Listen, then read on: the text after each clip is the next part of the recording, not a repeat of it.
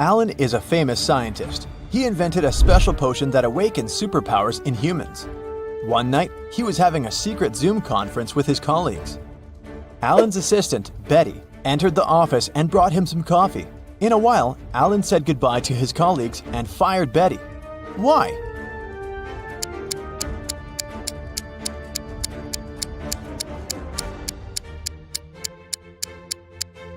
She poured poison into his mug.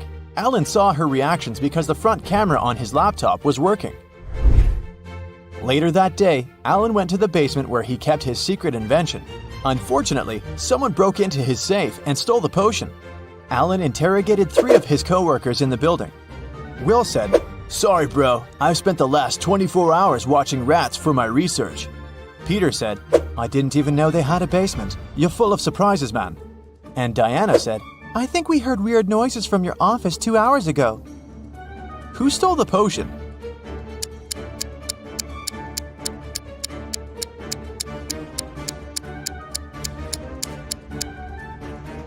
Peter. Take a look at his legs. He's levitating. When Peter was exposed, he took off into the sky and escaped. Alan headed to the parking lot, but someone had stolen his car. He called the police and found it across the street. The thief hit a tree and escaped. The police interviewed 3 suspects. Lily said, "I'm a courier. I came here to deliver food for the lab workers." Nina said, "I'm from a cleaning company. I'm here to clean, not steal cars." Bob said, "I parked my car to get some coffee. I didn't see any crimes." Can you guess who stole the car?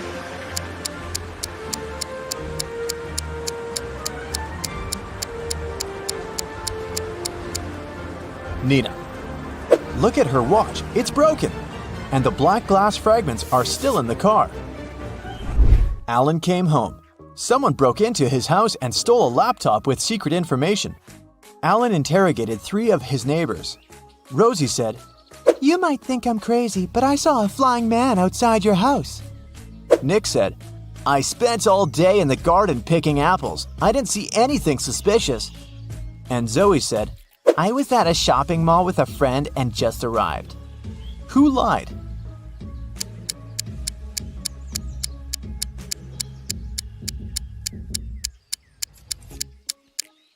Zoe said that she had been shopping but didn't carry any bags. Suspicious, but possible. Meanwhile, Nick said that he'd been picking apples, but all the apples in the garden are still on the trees. So the liar is Nick. Alan went to the airport to take a flight to Argentina. He wanted to consult with his colleagues about Peter, but there were a lot of people who wanted to fly away too. Online booking stopped working, so there was a long queue. Alan is the 20th from the bottom in a line of 100 passengers. What's his position at the top of the queue?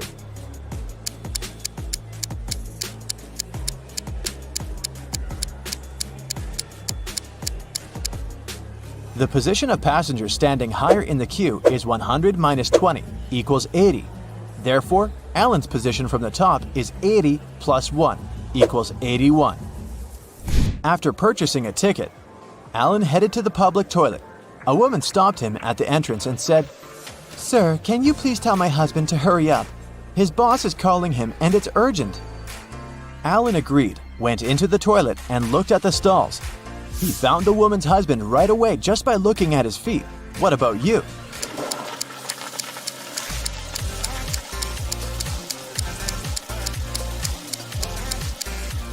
The guy on the left is her husband. They have similar tattoos. Finally, Alan got on a plane and flew from New York to Argentina. It took him 10.5 hours to reach the final destination. After spending 3 days in Argentina, Alan flew back home. However, it took 630 minutes this time, even though the plane flew at the same speed. Can you guess why?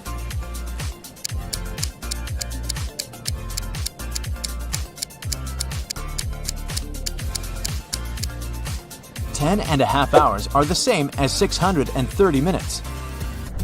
After getting home, Alan noticed Peter running away through the backyard. Alan followed him, but Peter was too fast. Suddenly, Alan saw his motorbike in the parking lot. He questioned 4 people standing nearby. "Hey guys, "Whose motorbike is this? I need to borrow it." But all 4 people replied, "It's mine." Alan took a closer look at the vehicle and quickly figured out the owner. What about you?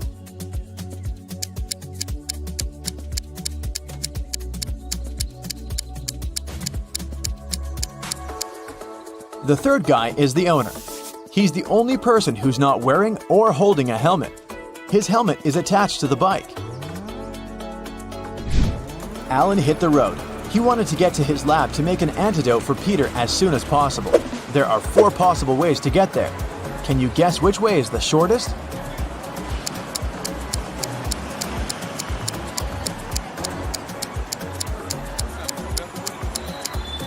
The 4th one. The trick to solving this maze quickly is to start drawing from the end. Someone filled Alan's lab with sleeping gas. He passed out and woke up in a creepy basement. Alan found 4 doors leading outside. He has only 1 chance to escape. He won't be able to use the doors again. Behind the first door, there's a water-filled room swarming with sharks. The second door leads to the room filled with a spider's web. The third door hides a space where scorpions are falling from the ceiling. And the 4th door is hiding hungry lions. Which door is more or less safe to enter?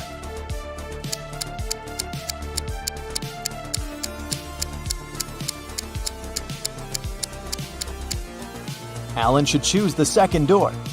Although crawling through spiderwebs might be gross, he'll be okay. Alan arrived at Peter's house. Peter lives with 2 roommates, his friend Sam and his brother George. Can you guess which one of these bedrooms belongs to Peter?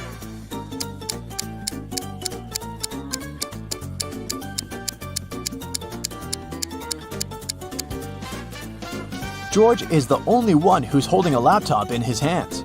Therefore, his bedroom is the first room that doesn't have a laptop. See this pillow with red hair in the 3rd room?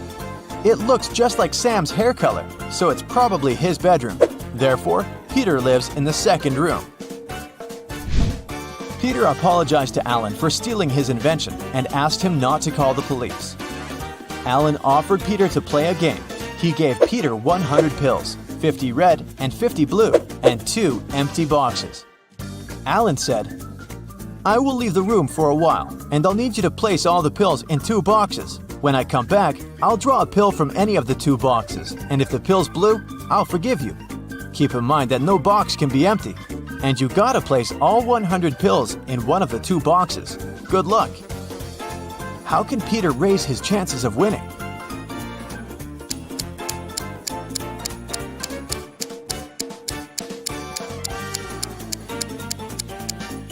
He should put 1 blue pill in 1 box and the other 99 pills in the 2nd box. This way, the chances are 50-50. The next day, Alan decided to explore an abandoned hospital. 1 week ago, the locals reported some strange sounds coming from this house, and some people saw a ghost wearing a wedding dress. As soon as he entered the building, he heard screams from the attic. Alan walked upstairs and found a wedding dress in a closet nearby. The music speaker replayed creepy sounds over and over again. Alan found 3 neighbors and asked them one similar question. "What did you do 1 week ago?" Chuck said, "I was on a business trip in London for a month. I came back today." Sarah said, "This dress is not mine. I got married in a red one. It suits me much more." And Wendy said, "I'm a doctor. I had many duties in the hospital that day." Who's lying?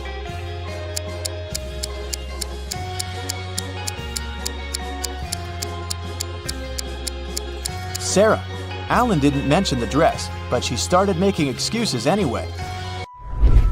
Peter was fond of collecting rare coins. When he was 20 years old, he bought a special box to collect his coins. On his every birthday, he put 250 coins in the box. Meanwhile, his sister, who was also fond of collecting coins, took out 50 coins from Peter's box on her birthday. Peter was very surprised at his 60th anniversary when he opened his box. There were only 500 coins inside. How can this be possible?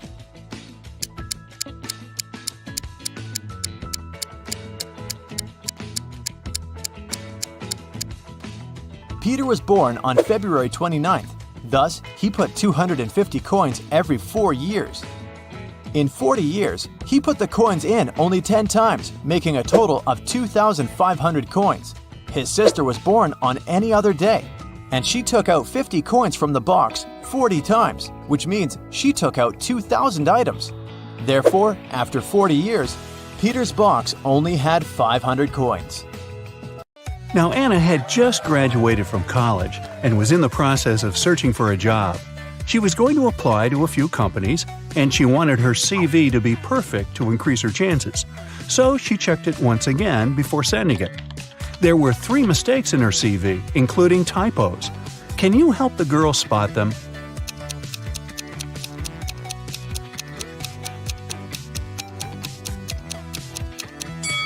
Take a look at the year when she graduated from college. In her CV it says 2922, but that's not possible. So she must have typed 9 instead of 0 here. Now look at the education section. She wrote university instead of university. That's the second typo. And the last typo is in the skills section.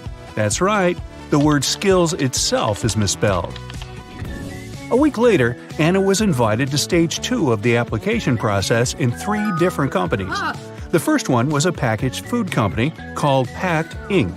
The second one was a tech company called Data Corp. And the third one was a media company called Watch TV. But only one of them is Anna's dream job. Can you tell which of these companies it is?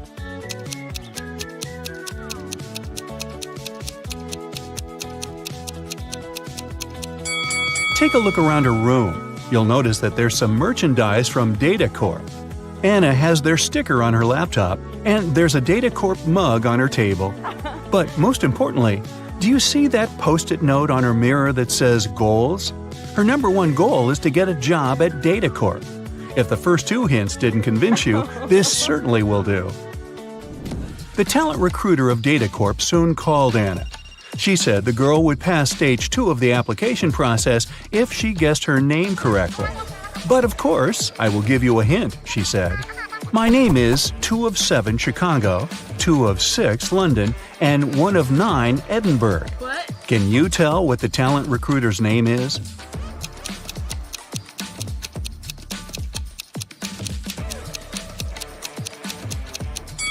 Two of 7 of the word Chicago gives you the letters C and H. 2 of 6 of the word London are the letters L and O. 1 of 9 of the word Edinburgh gives you the letter E. So, her name is Chloe. Chloe informed Anna that she had passed stage 2 and the company was inviting her to San Francisco for a face-to-face interview. That was stage 3 of the application process. Oh my God. The recruiter also said that the company was going to cover all of her expenses if she answered this next riddle correctly. There is a house. One enters it blind, one leaves it seeing. What is it?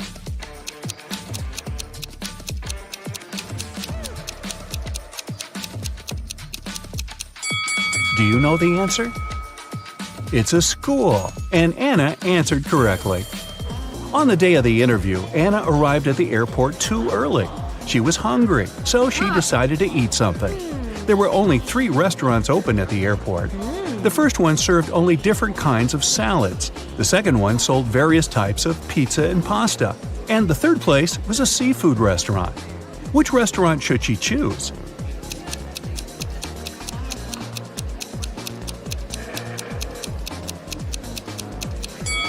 Take a look at their displays. There are ants inside one of the salad bowls that are on display in the first restaurant. Pass. A few of the fish in the third restaurant's display look rotten. It's probably not a good idea to eat there.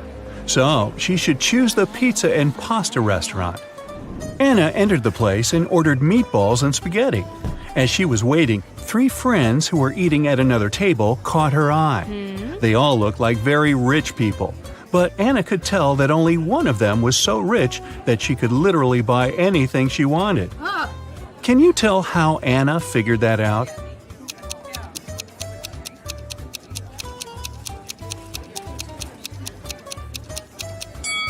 First, take a look at the menu board on the wall. All the prices are listed there.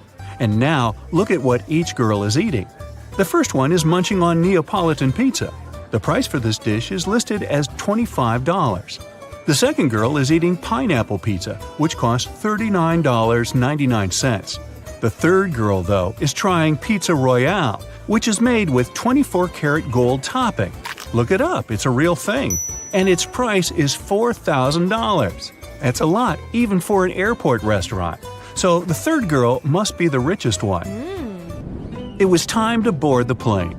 The company spared no expense to get Anna to San Francisco with comfort. So she was going to fly business class.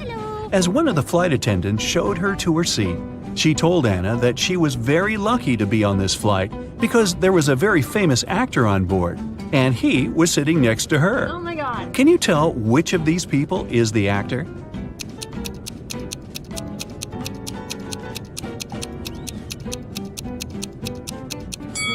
See that guy holding his cell phone? Take a closer look at the screen. He's on his social media sharing a selfie he took with that guy, who must be the famous actor. And now put that cell phone on airplane mode. Time to go. After the plane landed in San Francisco, Anna headed directly to the Data Corp's headquarters for her interview. She told the security guard that Chloe was expecting her for a job interview. Hello. After checking the guest list to confirm her words, the security guard gave her a name tag. "Here, take this. All guests have to wear it," he said. Then he gave her a card. "You need to go to the 7th floor to meet her. This card has the passcode to call the elevator. Good luck with everything." Just as Anna was going to thank him, he interrupted her and continued talking. And keep this in mind, the elevator will help you ascend in an orderly way. Anna thought, okay, weird. What can that even mean? Then she walked up to the elevator. There were no down or up buttons, just a passcode panel. Then she looked at the card the security guard had given her and saw a picture of a funny face. There were 3 numbers hidden in that image, and they were the numbers she needed to press on the panel. Can you see them?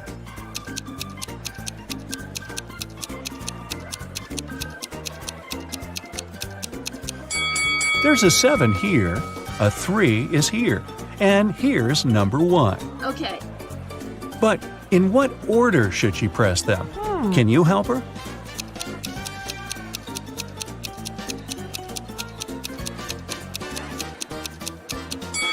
Remember the weird thing the security guard said? He actually gave Anna a hint. The elevator will help you ascend in an orderly way. Ascend, order.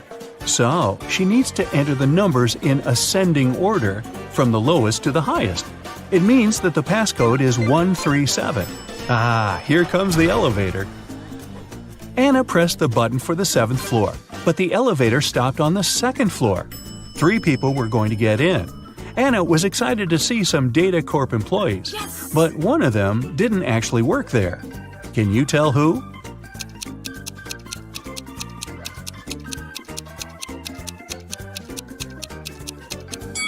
Remember what the security guard said about all guests having to wear name tags? This lady has one too, so she is a guest and isn't working there. Anna got off at the 7th floor and was greeted by Chloe. The woman directed her toward the manager's office. Anna walked in. "Hello, Anna, I'm Edith," the manager said. "I'm the one who's going to interview you since you are applying for the manager's assistant position. I saw your CV and I was impressed. You've been solving all the riddles correctly, too. I have one last riddle for you, and if you crack it, we'll hire you. Oh my God. I'm a bean, but I'm not magic. I can be roasted, but I'm not a turkey. I can be ground, but I'm not pepper. I can be pressed, but I'm not a button. What am I? Quick, help Anna get this job."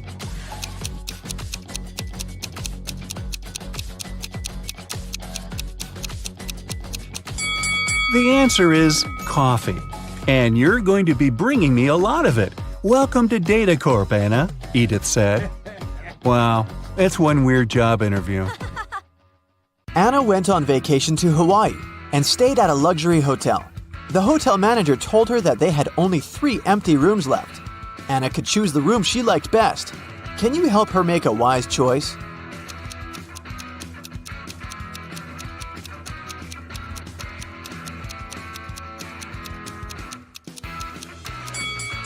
There's no mosquito net on the window in the 2nd room. and something's wrong with the door handle in the third room. So, Anna should choose the first room. Anna went to the hotel swimming pool. She spotted 3 odd details in the area right away. Can you see them too?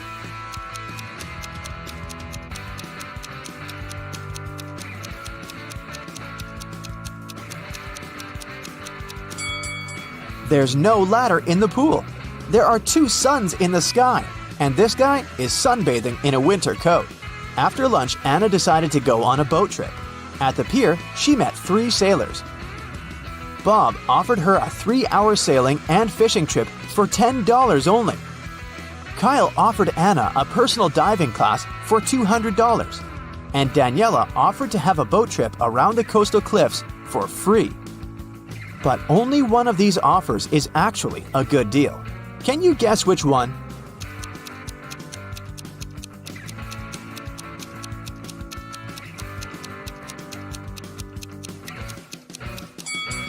Kyle's offer is overpriced. Look at the poster hanging at the pier. It advertises personal diving classes for $20. And Daniela's offer isn't safe. Her boat has a broken bottom. That's why Anna should accept Bob's offer. Anna woke up on a deserted island in the middle of a hot day. The sun was shining very bright, so she needed to find a water source as soon as possible. There's the sea nearby, but she can't drink salty water. She found an abandoned cabin that contained some really handy items. 2 empty paint cans, 1 large and 1 small, a roll of aluminum foil, 1 baseball, an old pair of sneakers, and some other useful things. Which one of these additional items can Anna use to combine with the previous items to obtain drinking water? A book, a handful of tiny pebbles, or a plastic bag?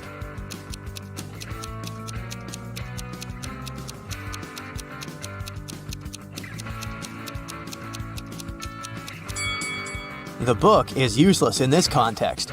The pebbles can be found all over the shore. As for the plastic bag, Anna can fill 1/2 of the larger paint can with seawater. Then, put the smaller can inside of it. Next, she should use the laces from the sneakers to pull the plastic bag tight over the large can. And finally, place the baseball on top of the plastic bag directly above the smaller can to make a small indentation.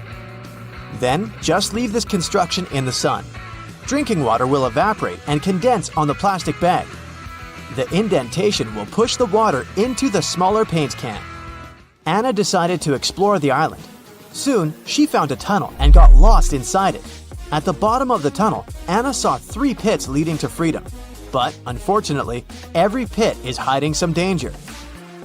A huge squid is hiding in the first pit. There's a hungry hyena in the second pit. And there's a poisonous porcupine hiding on the third path. Can you help Anna choose the safest way to escape?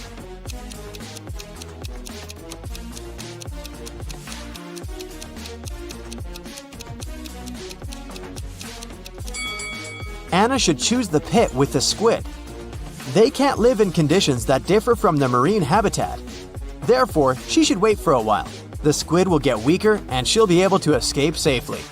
Anna got hungry and went to the jungle to find some food. But she's not alone here. Can you find any hidden animals in this picture?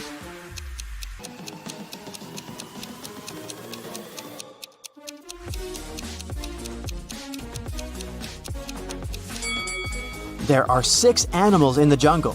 Here they are: a butterfly, an alligator, a rabbit, a camel, a snake, and a deer. Finally, Anna found 3 bushes with berries.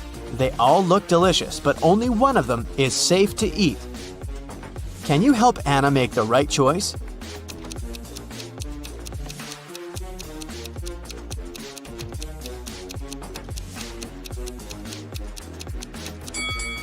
She should take a look at the monkeys. They stay away from the first bush because it's a mutant plant. See? It has teeth and emanates toxic gases. Meanwhile, the monkeys enjoy berries from the second and third bushes. But a cobra is hiding under the third bush. So, the second bush is the safest choice. Anna got sunburned during her walk. Which item from the cabin can she use to cool down? Aluminum foil? Fresh water from the paint can? Or the sponge with some seawater?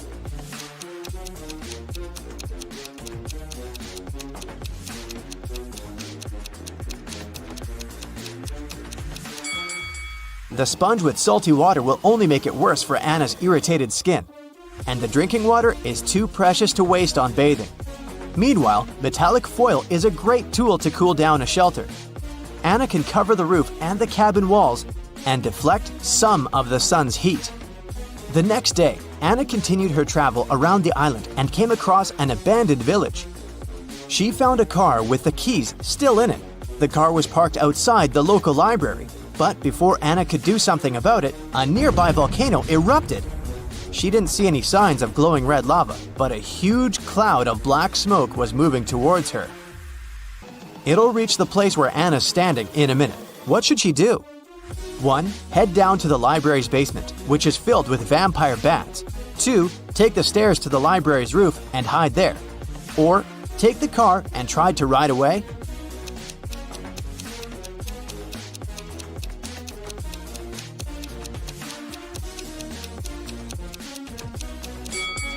Volcanic dust is very hot and moves at high speed. Anna cannot either outrun the dust or hide from the clouds on the roof. So the safest option is to lock herself in the basement with creepy bat neighbors. In the basement, Anna noticed a big wall clock. It happened when the minute and hour hand was precisely between 1 and 2. She saw that both hands lay on top of each other. Can you guess what the time was?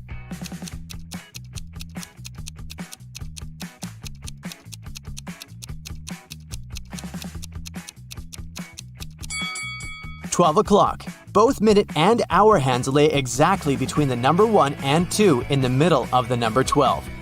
Anna looked around and found a secret passage in the basement. She entered the passage and fell into a subterranean river, which carried her away to a large waterfall, and then to a much bigger river surrounded by rocky cave walls. She tried to swim away, but the force of the waterfall had created a reverse current, pulling her backwards with an intense force. Anna needs to act fast. What would you suggest? Swim onward through the crashing water? Swim to the side and try to climb the walls? Or dive as deep as possible and then swim out of the waterfall's pull?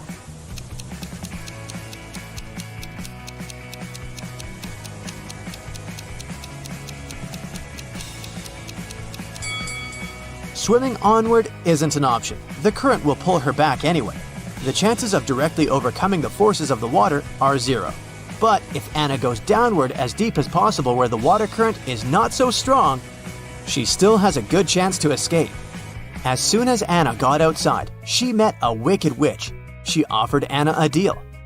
You need to run one of these 3 tunnels colored red, blue, and yellow. 2 of them lead to a black hole, while another leads to your hotel room. Listen to my clues very carefully.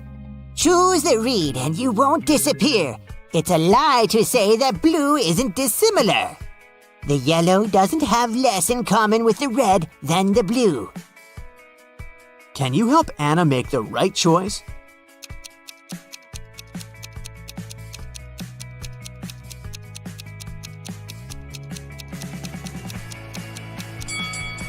The witch said that the red tunnel won't not make her disappear, which means that Anna will disappear. So we can exclude the red one, and the yellow doesn't have less in common with the red than the blue, which means that the yellow does have more in common with the red. So now we can exclude the yellow one as well. Anna should choose the blue tunnel. Suddenly, somebody pushed Stacy into the water. Down in the Sea Kingdom, Stacy met Neptune. He was sitting on his throne, surrounded by 3 mermaids. Neptune asked Stacy to return the pearl necklace to his wife.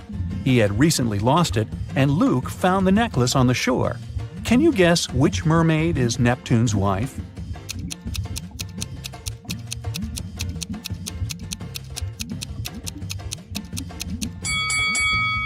The third one. She's the only one who's wearing an engagement ring. Another working day at the chocolate factory. Jason decided to prank Freddy and covered a raw chicken egg with a layer of chocolate. Then he wrapped it and put it among real chocolate eggs on a tray. When Jason brought the chocolate eggs, Freddy spotted the fake one immediately. Can you figure out how?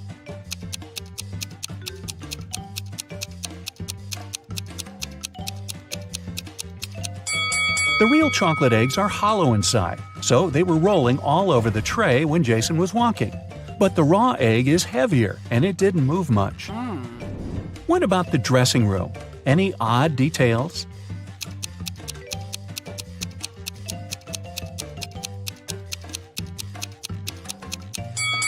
These hairy clawed paws can't belong to a human. Next, Bella decided to visit a hairdresser. The manager asked her to wait for 20 minutes. Bella took a seat in the lobby and accidentally fell asleep. When she woke up, she saw that someone had cut her long, beautiful hair. She got furious and questioned 3 suspects. Maya said that she had been busy with another customer. She didn't see what was going on in the lobby. Rick said that he had been eating his lunch outdoors. And Sally said, "Who do you think I am? I don't steal hair. That's ridiculous." Who is lying?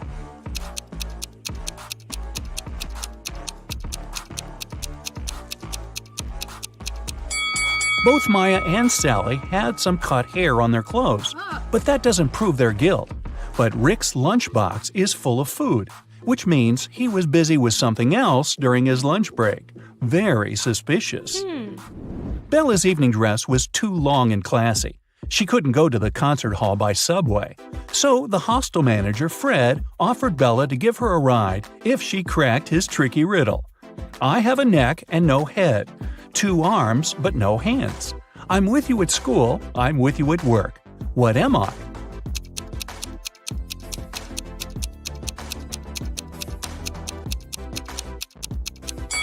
The correct answer is a shirt. During a break, Bella went outside to get some fresh air. She enjoyed the evening along with the other guests. Suddenly, a street dealer offered Bella a diamond necklace for $20. What? She agreed right away and put the necklace on. Okay. Soon, 3 guests came over to Bella to claim the necklace. Pam said, "How dare you? This necklace has been in my family for ages. I lost it in the ladies' room." Diana said, "This piece looks very similar to my necklace. Someone stole it as I was moving through the crowd today. In any case, my jewelry collection is insured." And Sheila said, "I noticed that the necklace was gone after visiting the buffet on the 6th floor. Can you help Bella return the necklace to its real owner?"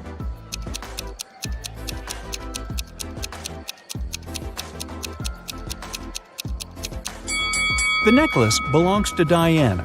The concert hall doesn't have 6 floors. Pam and the street dealer have similar tattoos on their arms, so they must be scammers working together. After the performance, Letitia invited Bella to the after-party, where Bella met Tyler. He claimed he was a famous violinist and showed Bella some pictures proving his luxurious lifestyle. But Bella realized that he was just a wannabe very soon. How did she understand it?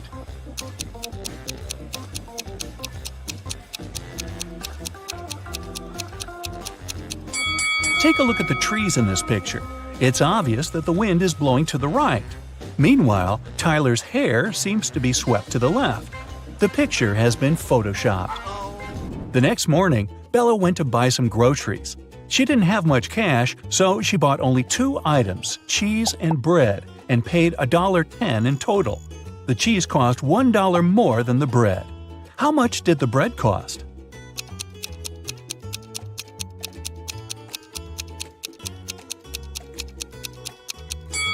The most obvious answer would be that the bread cost 10 cents.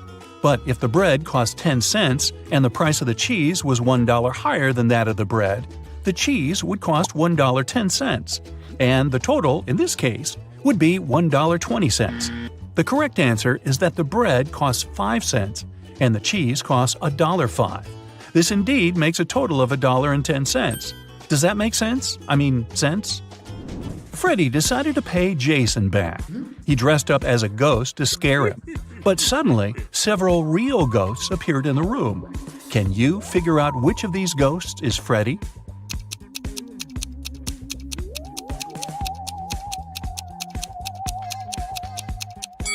This guy over there. He's the only ghost who is not transparent at all. One evening, the factory was celebrating its anniversary. The management organized a party. All employees participated in a karaoke competition. Most of them all sang incredibly well and received gifts and flowers. But only two of the best singers, Nancy and Betsy, made it to the final. They prepared to face each other in one more round. But suddenly, Betsy fell to the floor, unconscious. Doctors claimed that she had been poisoned. But all the participants of the competition had eaten exactly the same food. Besides, the police checked the dishes and they were okay. Can you guess what happened?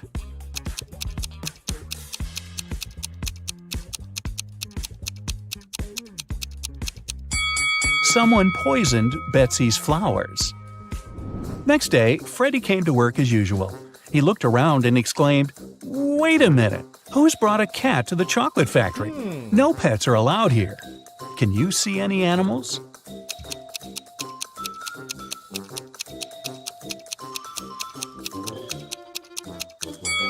Here it is. The cat got scared and ran away to another room. Freddie followed it. Can you spot the cat now?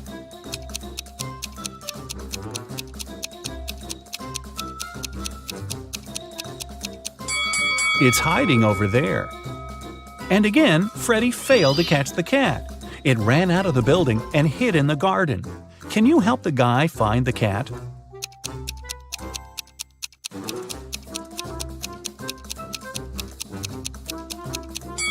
The poor animal is over there. Freddie caught the cat and found a small note attached to its collar. It had contact information. Freddie called the cat owner, but no one answered the phone. So, after work, Freddie took the cat and went to the address mentioned in the note. It was a creepy castle. The door was locked and required a password. Can you help Freddie crack the code using this hint?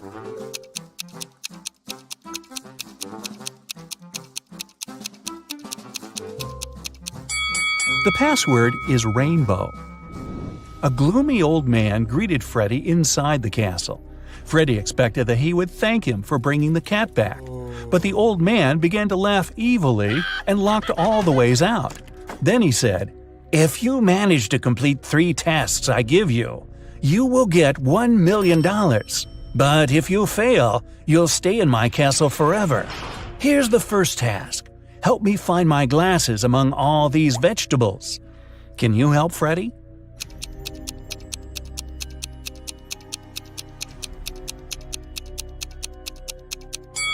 Here they are. The next task from the old man was to cook a potion and do it in the correct order.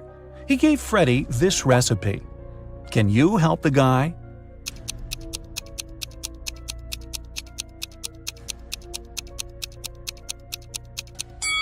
First of all, you gotta put curry. Then go for blueberries to make the potion look greenish. And finally, add tomatoes to make the potion look brown. As for these vegetables, Freddie doesn't need them. And the third task is to find a book in this messy room. Can you see it?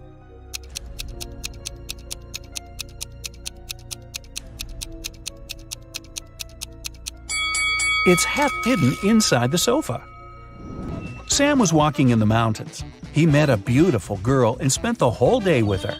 In the evening, he realized he didn't even know her name. He asked if he could take her out the next day. The girl agreed, but only if he guessed her name. Sam was upset, but luckily, the girl liked him too. She wrote something on a piece of paper. It was a hint. Can you figure out her name?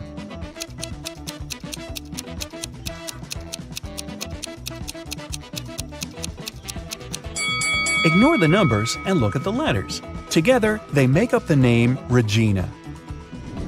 Sam rented a cabin on a beautiful deserted beach. He called Regina and invited her over, but she complained that she'd broken her leg. Sam offered his help and invited Regina to stay in his house until she recovered. He brought her to the cabin in his arms like a real gentleman. Yeah. Regina was hungry and asked Sam to go buy some food. When Sam returned, he saw that someone had robbed his house. Regina said she had been sleeping and hadn't seen the robbers. Sam called the police and said, "I guess my new girlfriend is a thief." Why did he think so?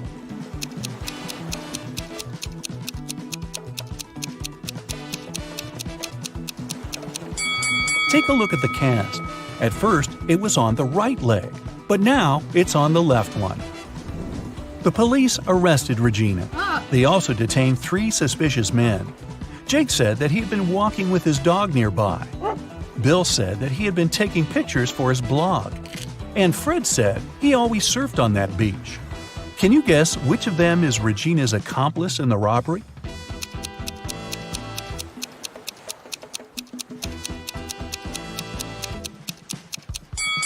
It's Bill. Take a look at his arm. He has a tattoo with Regina's name. Oh no! Someone broke into Monsieur Dupont's house, broke into his home office, and stole some important things from his safe. Here are 2 photos of the safe before and after the theft. Will you be able to find 5 things that the criminal stole?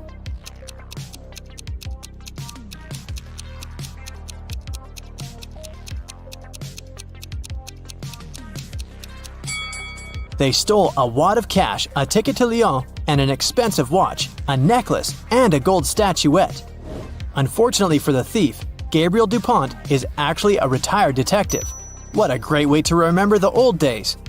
Gabriel decides to examine the house and look for possible traces of the criminal. Do you see anything suspicious in this picture?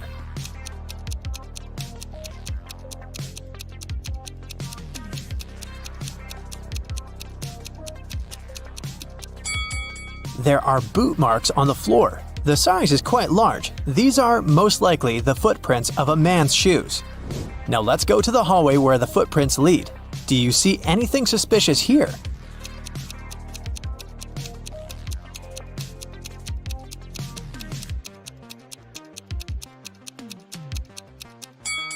There are shards of glass on the floor. It's strange because none of the windows seem to be broken. Could the thief have shattered something that belonged to him? The criminal entered the house through the window. Gabriel decides to explore the garden. Are there any traces there?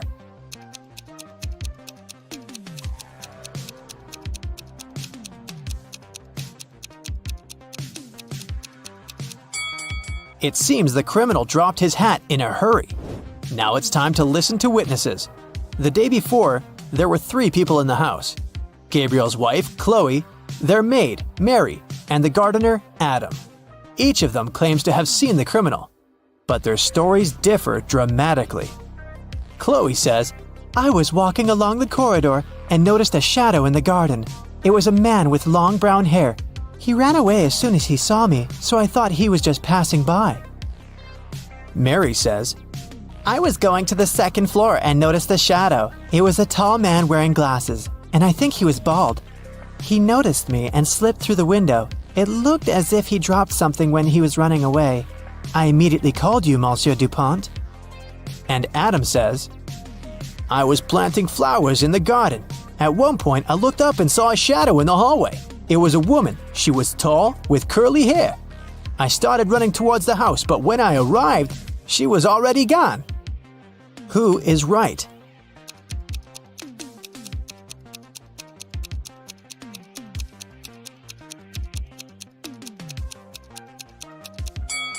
Mary, it looks like Adam just saw Chloe, and Chloe spotted Adam, but they didn't recognize each other. As for Mary, she thought that the man had been bald because he'd had a hat on. She also said that she'd been wearing glasses. That's where the shards came from. Gabriel asks Mary for more details. She draws a portrait of the thief. A middle-aged man wearing a hat and glasses. The criminal stole tickets to Lyon, so Gabriel decides to go there. He takes a bus to the airport. On his way, he makes a decision to brush up on his detective skills. Which of the passengers doesn't have a ticket?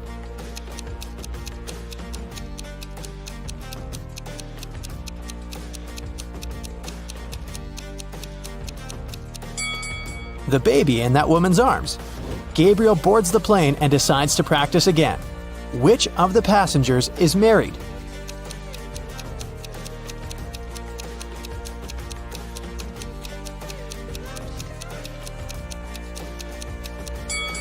The girl with a ring on her finger.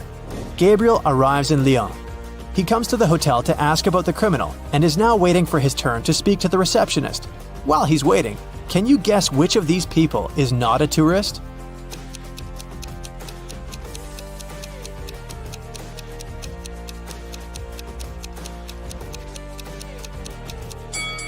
This man. He's the only one who doesn't have a suitcase. Neither does he have any souvenirs with him. Finally, it's Gabriel's turn. He comes up to the receptionist. "Hello," he says. "I'm a detective investigating crime. Could you please provide me with the footage from your security camera for the past few days?" "Of course, detective. But could you please help me to solve another crime first? I think my dog has stolen some of my papers." "Can you help the receptionist find the dog?"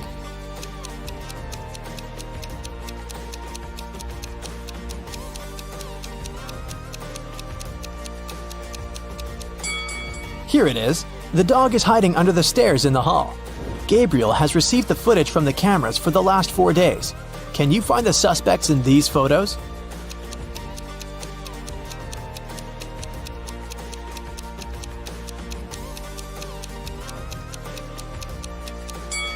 Here he is. On the first day, he arrived wearing glasses, but without a hat. But look, a couple of days later, he got a new hat and an expensive suit. "That's the man I need," Gabriel says, showing the man in the photos. "Oh, I know him," the receptionist replies. "He's usually absent at night and returns only in the morning, at around 10 o'clock. Gabriel decides to check in at that hotel and wait for the suspect to return. After taking his things to his room, he sits down to solve a few logic puzzles before going to bed. The first one is easy. Here it is. 2 fathers and 2 sons found 3 oranges and shared them. Everyone got a whole orange. How is it possible?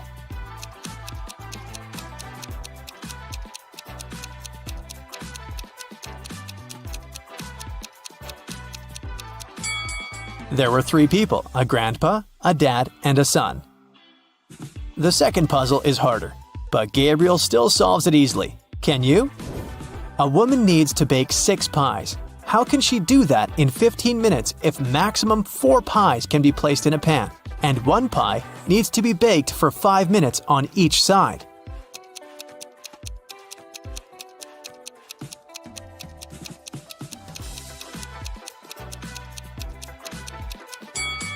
Step 1. We put 4 pies in a pan and bake them for 5 minutes. Step 2. We turn over 2 pies, remove the other 2, put 2 new pies and bake them for another 5 minutes. Step 3. We remove the 2 finished pies, turn the other 2 over, put the 2 half-cooked pies from the first batch, and bake them for 5 minutes. The task is done. The last riddle has a catch. It goes like this. A deaf and mute man entered a store to buy a pencil sharpener. He placed his index finger in his left ear and made a rotational movement near his right ear with the other hand. The seller immediately understood what the man wanted. Sometime later, a blind man entered the same store. How did he explain to the seller that he wanted to buy scissors?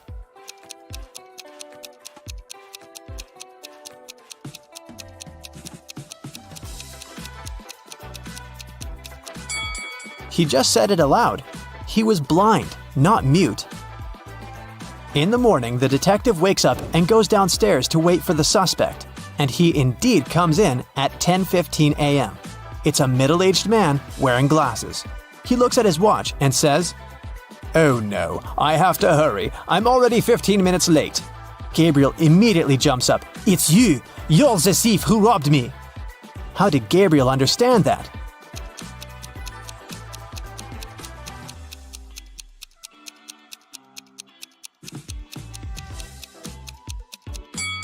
The watch the suspect was looking at was the one that once belonged to Gabriel.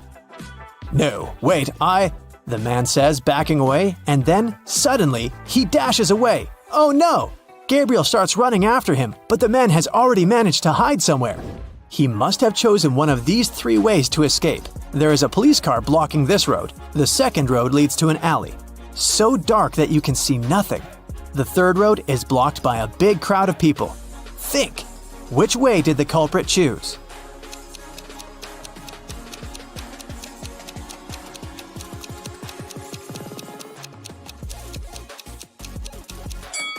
He probably picked the third road. Of course, he wouldn't run towards the police.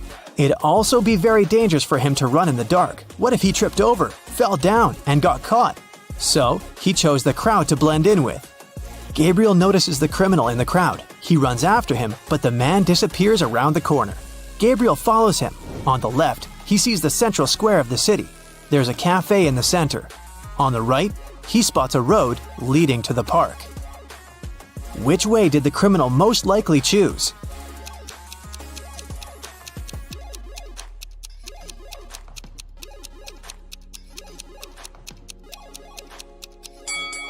The one leading to the central square, of course. There are not so many people in the park. The culprit would look suspicious running along a deserted path.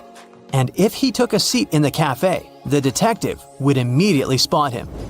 Finally, Gabriel reaches the square. While he was running, he managed to request police assistance. Now he needs to find everyone who looks like the culprit before the man escapes. Can you find 5 possible suspects?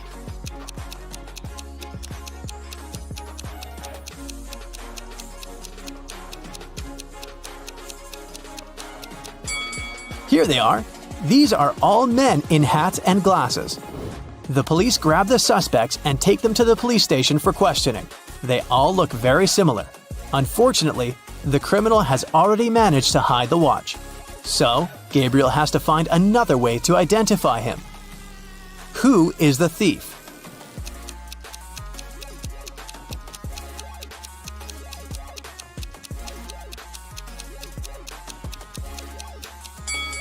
This man.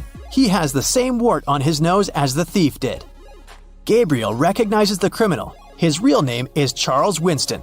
"I didn't do anything," he claims. "I started running away because I was scared, and you have no proof that I'm a criminal."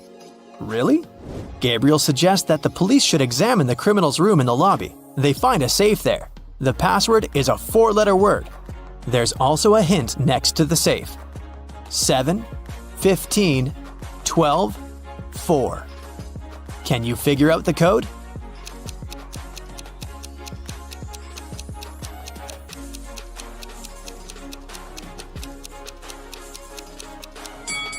The password is gold. The numbers correspond to the ordinal numbers of these letters in the alphabet. In the safe, there's Gabriel's gold statuette. Unfortunately, this is all they find. The criminal managed to sell the rest. But what matters the most for Gabriel is that justice has prevailed. Robert went on a business trip but returned home a day earlier. He found his wife in the bedroom, reading. Do you think she's lying to him?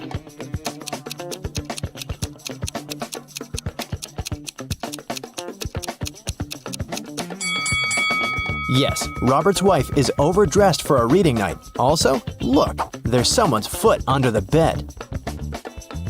Now your task will be to decide which person of the two is in the wrong. Ready? Here's the first one. Quinn and Eliza can't swim. This summer, they both decided to learn how to do it finally. Quinn went to the river near her house. Eliza went to the lake with her friends. They both jumped into the water alone. Who's in greater danger?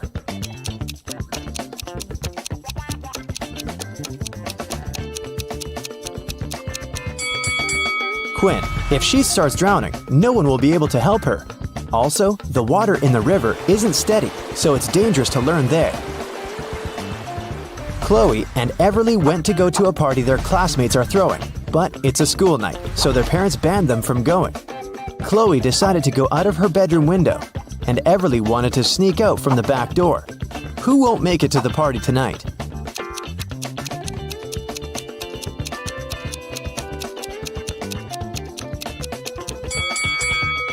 Everly, most probably. Chloe is acting quite risky, but she might manage the trip. But Everly's mom is right there around the corner, reading.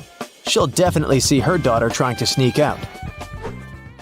Hazley and Annabelle plan to go to the movies with their friends tonight. Meanwhile, they're enjoying a hot summer day.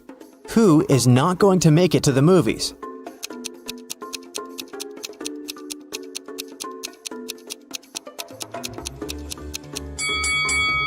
Hazley. She's about to cook the meat that has been standing in the sun for a while. By the evening, she'll probably get food poisoning. Liberty and Cleo went on vacation to Greece. Now they're about to jump off a cliff. Who's in danger?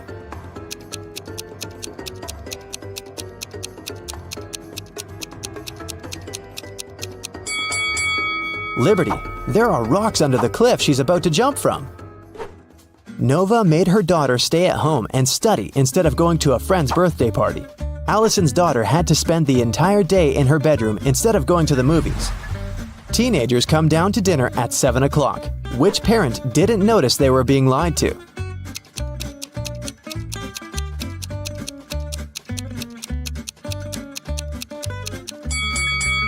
Nova. It's raining and her daughter has wet hair. It means she was outside and not sitting in her bedroom. Beth and Kylie are having fun outside during their winter break. Beth is learning how to skate on the lake, and Kylie is skiing in the forest. Who is not smart?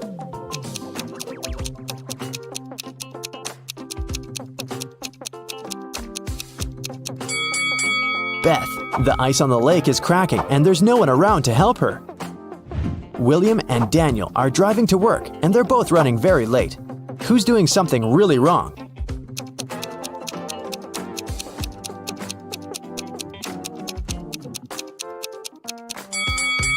Daniel. He's driving way over the speed limit in the neighborhood.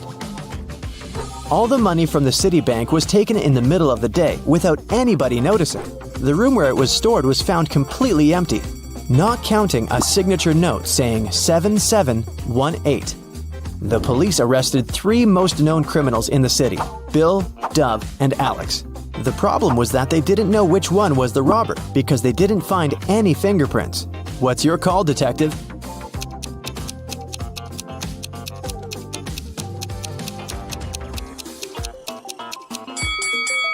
If you turn the paper around, the numbers will turn into a name. Bill.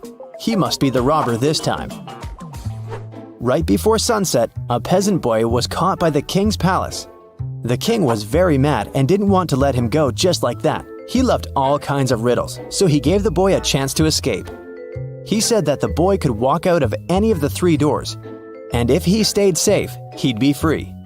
Behind the first door, there was a huge pot with water that was boiled just in the morning. Behind the second door, there were 3 hungry lions. Behind the third door, there was a raging fire. The boy made his choice and managed to leave. Which door did he walk out of?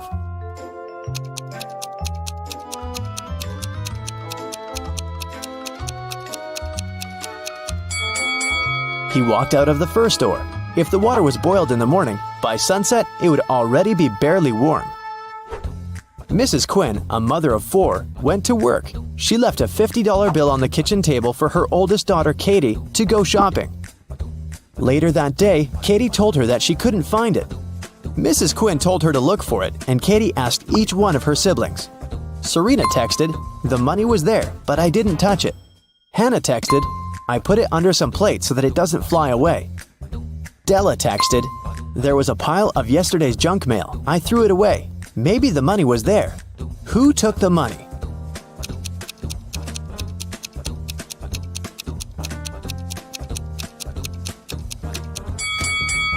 It must have been Della. There was no mail when Mrs. Quinn left the bill on the table, so Della is making things up. Aurora and Autumn were spending their summer in the countryside. They loved to go on long walks and explore the surroundings. One day, they found an abandoned hotel and just walked in. Everything there was crushed, and the glass was shattered. They took some photos and were looking through them at home. One of the photos scared them. Which one and why?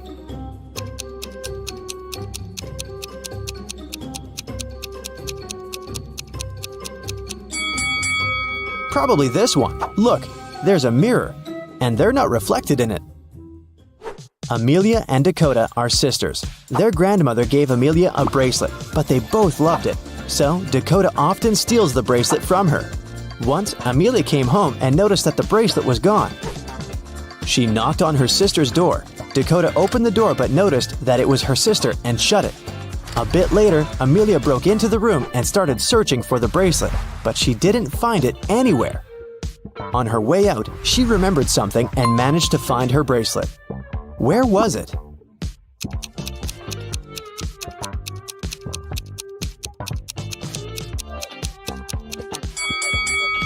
Amelia remembered that when Dakota opened the door, she was wearing a t-shirt. The next time, she was already wearing a long-sleeve shirt.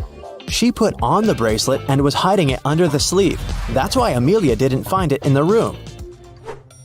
Spencer woke up in a dungeon. She didn't know what had happened, but there was a door. Spencer tried to open it, but it was shut. There were 3 buttons.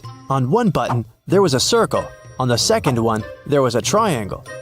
On the third one, there was a rectangle. One button will set her free, and the other 2 will lock the door forever. There was a note saying 1, 5, 7, 11. Which button should she press to get out?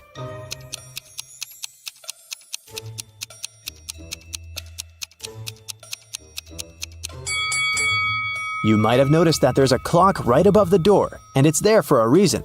If you draw lines connecting 1, 5, 7, and 11, you will get the shape of a rectangle. So Spencer should press the button with a rectangle on it. Lucas, the heir of a rich gentleman, visited his cousin, Kai, for a cup of tea. They were talking about water polo when suddenly Lucas couldn't breathe anymore. Kai called the doctor, who said that Lucas had been poisoned. Both men were drinking the exact same tea. How did Kai manage to poison his cousin?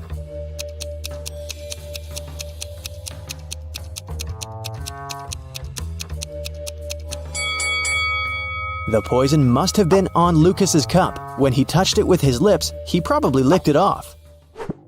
There's a town where it's only allowed to have fun and eat candy. No one ever reads or studies. Mrs. Relham came home after a long and fun day at the club. Her 3 daughters spent a fun day at home. She asked them what they'd been doing. Hannah said that she was watching TV all day long. Elle said that she spent the day in a water park. Ava said that she and her friends had a candy-eating marathon. Still, Mrs. Relham could tell that one of her daughters lied and actually spent all day reading. Who was it?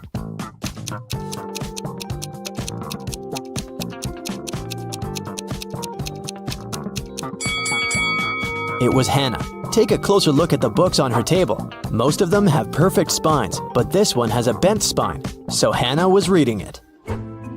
The woman called the police and reported that she'd been robbed. Here's a recording of what she said. I went to the ladies' room to fix my makeup because I was on a date. Suddenly, someone approached me from behind and hit me on the head with something heavy. I blacked out, and it took me several minutes to come. I'm still feeling dizzy. I don't know what the person looked like. I didn't see anything. I was reapplying my lipstick. The police refused to fill in the report and sent her home. Why?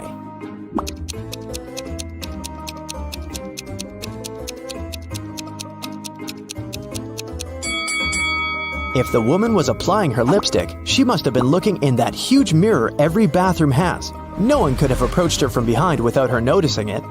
She probably just lied and made up the whole story. An iced tea cafe owner reported that someone had stolen all the money when he had left for 2 minutes. The police interrogated 3 customers. Tatum, a teenager, said that she'd been listening to music and minding her own business. Charles, a middle-aged man, said that he'd just arrived a couple of minutes ago and hadn't seen anything. Skylar, a doctor, said that she had been focusing on her book and her drink and had seen nothing. Who's guilty?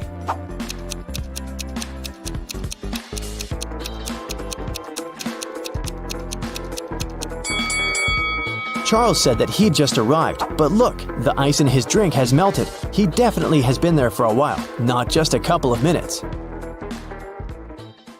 Kira is a very independent young lady. 2 years ago, she moved into a 1-story house in Alaska. Since then, she's been living there with her dog. Her house is made of sandstone, and it's pretty cozy and warm. Can you guess the color of the stairs inside?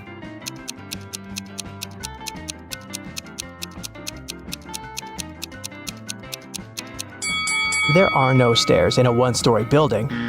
One day, Kira went to town to buy some dog food and meet with her sister, Mia. They went for a walk and stopped in front of these 2 houses. In each house, a family with 2 pets with dogs or cats lived there. Kira told Mia 2 facts about those houses. On the left, the family has a dog that likes dry food, but the other pet loves canned food. And the family in the house on the right has a 7-year-old dog and a newborn pet. Mia asked Kira, "Do both families have a cat?" Kira replied, "I'm not sure, but if you manage to guess the house with the cat, I'll give you $100. Can you guess which family is more likely to have a cat?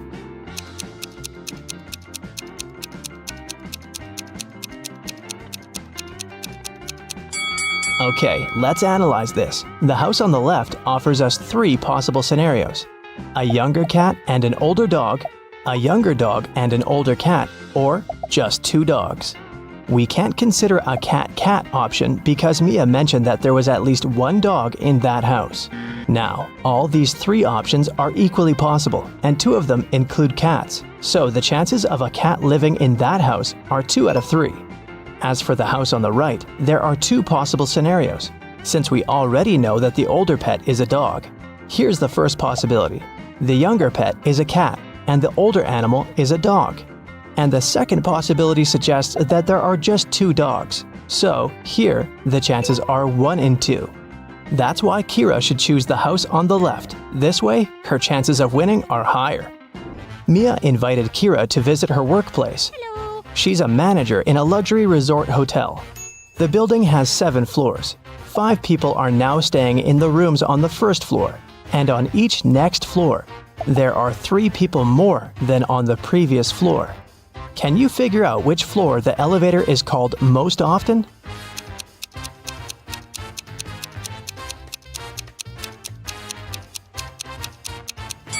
To the first floor. Any person living not on the first floor has to call the elevator to get to their room. Will is a famous billionaire. He decided to stay in the best room in the hotel. He's got 3 gold bars that weigh 4, 2, and 1 pound respectively. The charge for the room is 1 pound of gold per day, and the hotel staff don't accept any advance payments. Will wants to stay at the hotel for 7 days. How can he pay for the room?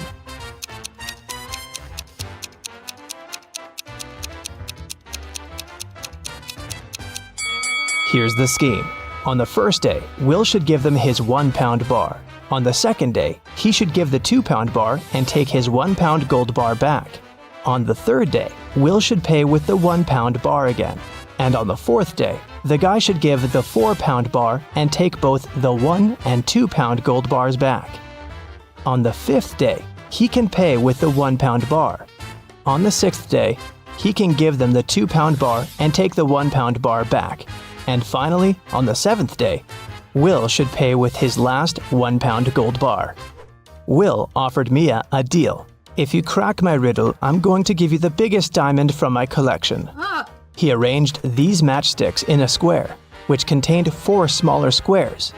Can you remove only 2 matches so that there's only 2 squares instead of the 5? Mia nailed it right away. What about you?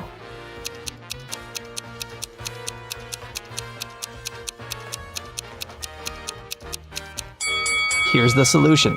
You have to remove these matchsticks, and voila! You have only 2 squares left. Then Will offered Kira an opportunity to win a fortune. There are 100 precious red stones and 100 simple white stones in his collection. The billionaire gave the girl 2 different bags labeled heads and tails. She can put the stones wherever she likes. Then, Kira has to flip a coin and choose a stone from the corresponding bag, heads or tails. If it's a red one, she will receive all the precious stones, but if she picks a white stone, she'll get nothing. How should Kira distribute the stones to increase her chances of winning?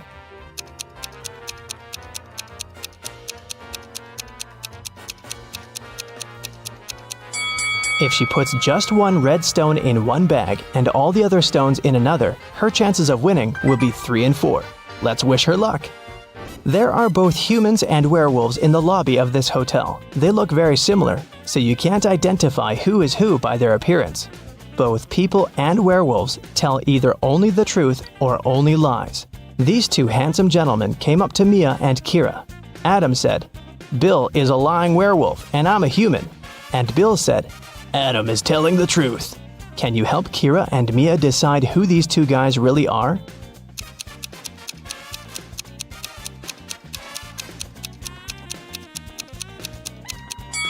We know that they cannot tell half-truths. So, Adam's statement is only true if both parts of it are true. Let's suppose that Bill is an honest human. Then Adam should be honest too. But Adam called Bill a liar, which creates a conflict. It means that Bill's statement cannot be true. So Bill is a liar.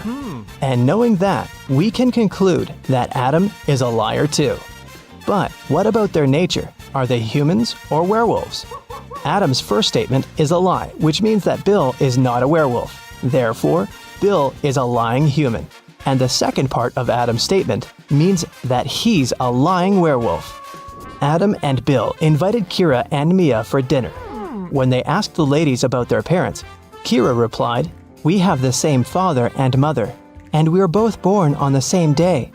Adam asked, "Are you twins?" Mia replied, "Nope, no we're not. How can this be possible? Have you guessed?"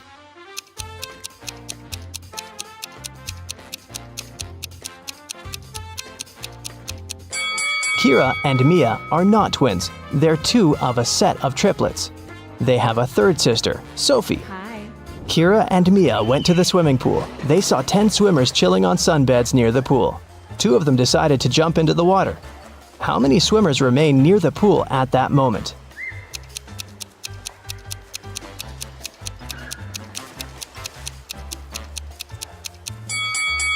The 2 swimmers might have decided to get into the water, but it doesn't mean they've done it.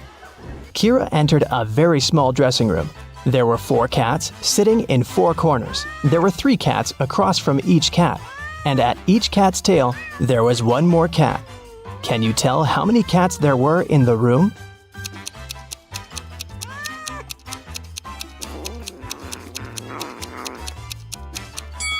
The room was very small. Each cat was sitting near the tail of the cat from the neighboring corner. In the ladies' room, Mia met this weird woman standing in front of the mirror and applying some lipstick on her forehead. Can you guess what's going on?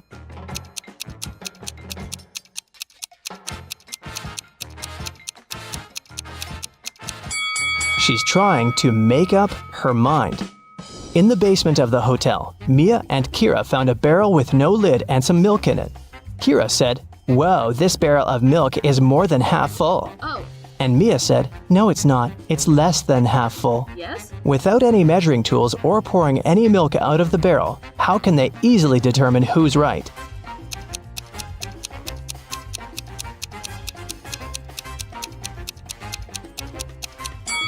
They should tilt the barrel until the milk touches its lip. If the bottom of the barrel is visible, it's less than half full. And if the bottom is still completely covered with the milk, then it's more than half full. A large group of students came to a scientific conference held at the hotel. 280 students study chemistry, 254 students study physics, and 280 students study biology. At the same time, 97 students study both chemistry and physics, and 138 students study both physics and biology. And 152 students study chemistry and biology. Also, there are 73 students who study all 3 subjects. Can you figure out the total number of students at the conference?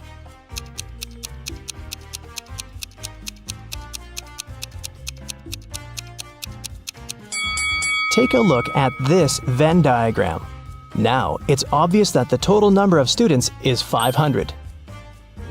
Mia gave Kira 3 shoe boxes labeled red, blue, and red and blue.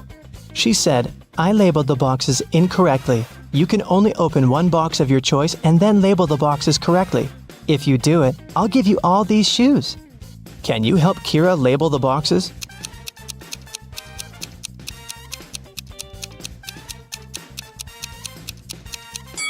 Kira should opt for the box labeled red and blue.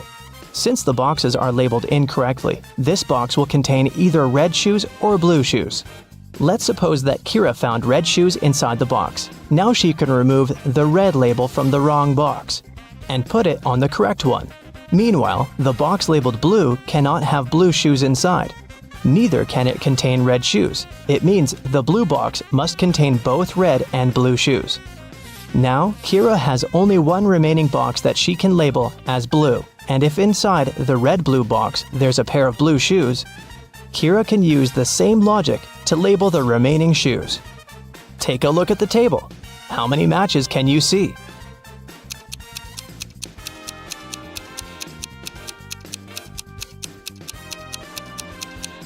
8. Here they are. A businessman arrived at his office and found that some very important documents had disappeared from his desk. Police suspect 3 people: Amy, Carla, and Mike. Each of them said, however, that they hadn't even been to the office. Who was lying?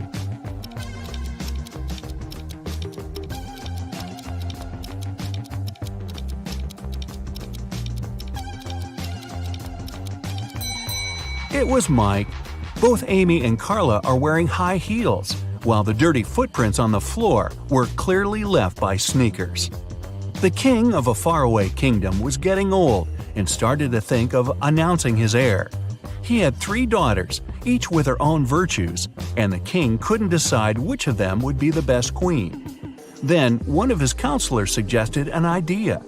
The king should give each of his daughters a teapot filled with water, and the daughter whose pot started to boil first would be proclaimed the heiress. When the day of decision came, the 3 princesses started boiling water. 2 of them really wanted to become the next queen, but in the end, the one that didn't want the throne won the competition. How did that happen?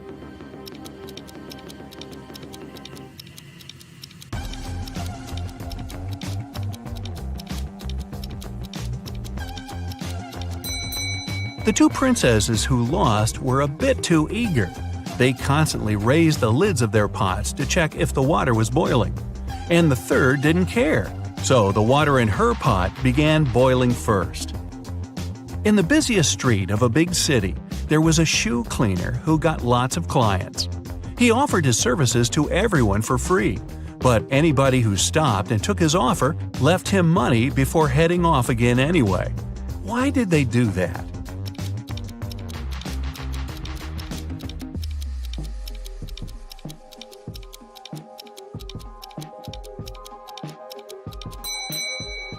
He cleaned only 1 shoe for free, and if the client wanted their second shoe cleaned, they had to pay. Aaron was a poor teacher in a rural school. On the 13th of February, the day before St. Valentine's, he unexpectedly received a letter saying that his rich great-aunt had left him a huge inheritance. The next day, 3 of his colleagues, Sarah, Carrie, and Martha, sent him love letters. Can you tell who was genuinely in love with him and who was only pretending to take advantage of his newfound wealth?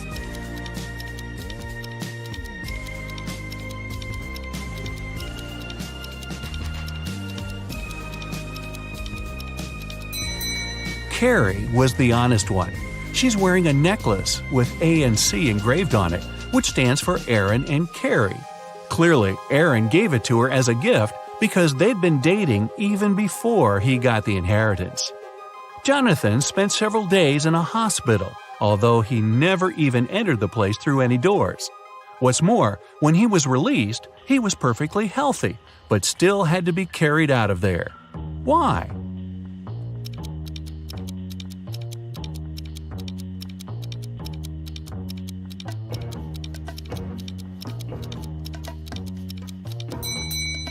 Because Jonathan was a newborn baby.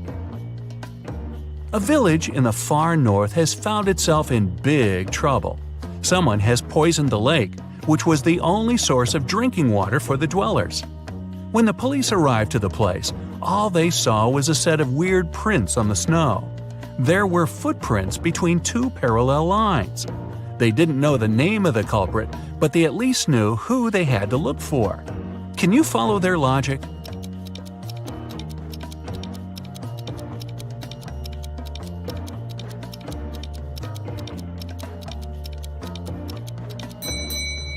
The police were looking for a person in a wheelchair and their helper.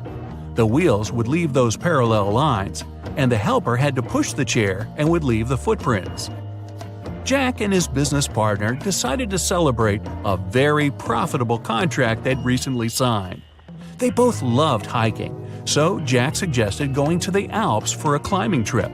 His partner gladly agreed, and Jack took it upon himself to arrange their little vacation.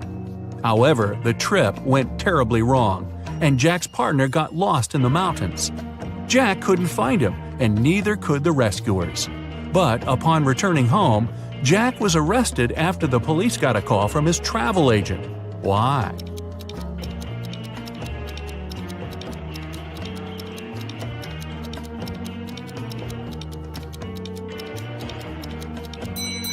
The travel agent told the investigators that Jack only bought one return ticket for himself. For his partner, he bought a one-way ticket. Someone had broken into Mr. Jenkins' house and taken all his valuables while he was on vacation. His neighbor, Mr. Brown, called the police to tell them about it because he'd witnessed the event. He said he'd come back from work late and saw the lights were on in Mr. Jenkins' house. Mr. Brown knew his neighbor was away, so he carefully approached the window to look inside.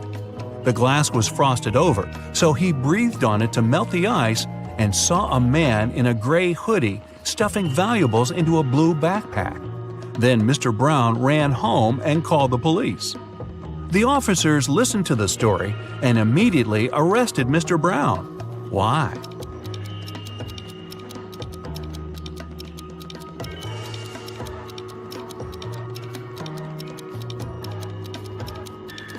The dutiful neighbor had one detail wrong in his story. Windows become frosted over from inside. Then how could he have melted the frost with his breath from the outside? One rainy morning, Miss Riley left her house in a hurry and forgot some very important documents on her desk. She came back in an hour, but the document was gone. She gathered everyone who was in the house that day and questioned them. Ryan, the cook, said he'd been preparing dinner and didn't even set foot in Miss Riley's room. Sal, the janitor, said he'd only come in, turned on the lights to see if cleaning was needed, and left. Rose, the gardener, said she'd been busy watering the plants outside and didn't come into the house at all. Who took the document?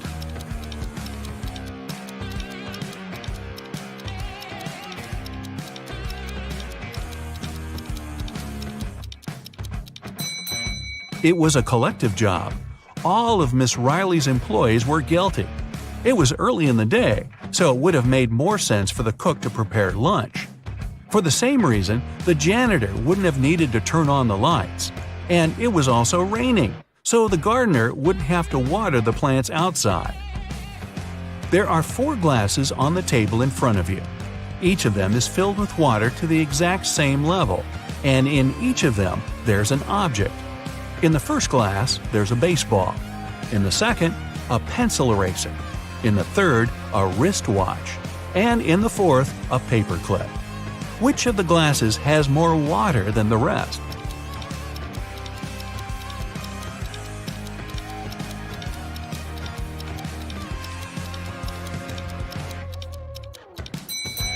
The fourth glass. If you take out the objects from their glasses, the water level will drop because they'll stop taking up the volume. The paperclip is the smallest object, so there's more water in that glass. Humanity is coming to its end. The last man on earth is going about his day, working the field, gathering wood for the fire, making supplies for the winter. At the end of the day, he's getting ready for bed when he hears a knock on the door. He isn't scared and goes to open it. Who's standing behind the door?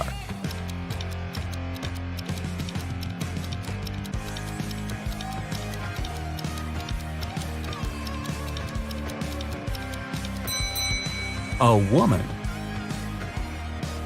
Mark's best friend, James, lives in another city, and his birthday is soon, so Mark decides to send him a present.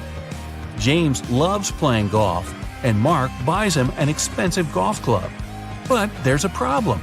The best postal service in his town only accepts packages no bigger than 3 feet to a side, and the club is 4 feet long. Still, Mark found a solution. What was it?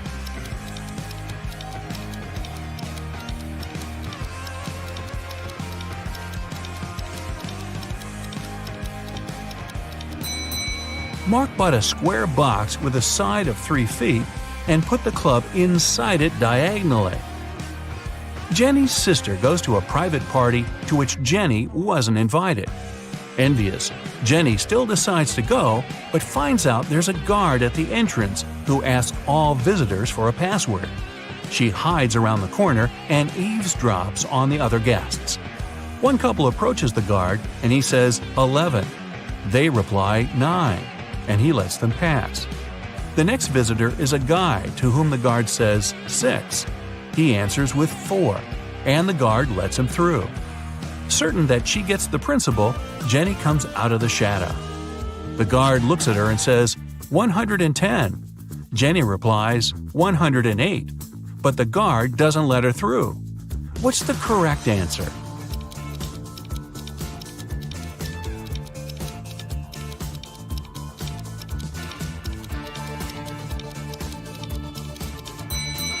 The answer's 90. If you write 11 in Roman characters, it'll look like this, XI.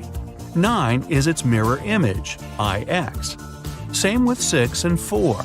With 110, it's CX, and 90 is XC. A man came to the police claiming that a very valuable briefcase was forcefully taken from him in the street. When an officer asked the man if he could describe the person who had done it, the man said he was wearing a full motorcycle outfit, leather pants, a thick leather jacket, and a helmet. The culprit tore the briefcase from the man's hands, hopped on his motorbike, and left. Still, the man noticed the criminal drop something and picked it up. Turned out it was his glasses. The man took them to the police as evidence.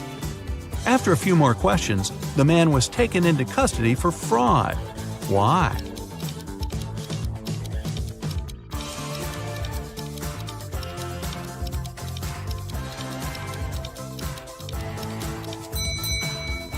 If the culprit was wearing a helmet, then how could he have lost his glasses?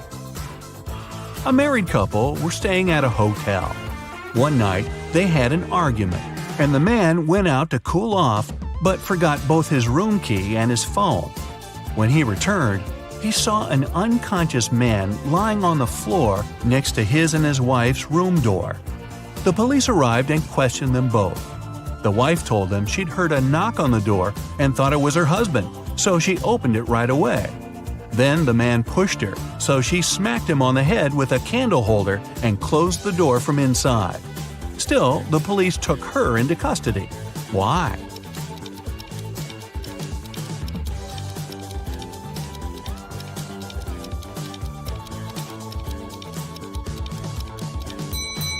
The woman thought it was her husband, but still approached the door with a candle holder in her hands. That means she wanted to hit him with it in the first place. Lights out. Rebecca works in a large international company. One day, she comes back to the office from lunch and finds her colleagues extremely agitated. They hurry to tell the girl that someone knocked their HR manager out just an hour ago. The police have 3 suspects. Laura is an applicant. She says she was a bit angry with the HR manager.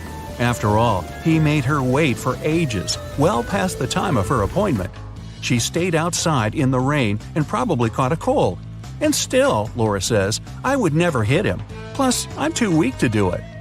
Gary, who works in the marketing department, claims he hasn't seen the HR manager since he arrived at work. He was having a meeting from the very morning till lunchtime. Jacob, from Research and Development, tells the police he rode his bike to a coffee shop to get his cappuccino. He's just come back. Who knocked the HR manager out?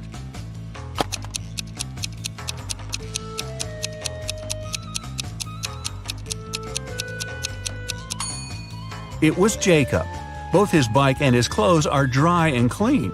How is it possible if it's raining outside? Jack is participating in a challenge. He's got to the last stage, which takes place in a desert. If he succeeds now, he'll win $1 million. Jack needs to get a key out of one of the 4 pots. On top of the first pot, there's a bowl filled with a strong acid. The second pot is covered with a bowl full of venomous spiders. In the bowl placed on the third pot, Jack sees a raging fire. A viper is curled up in the bowl covering the fourth pot. Jack isn't allowed to drop the bowls or turn them over. Which pot should he choose?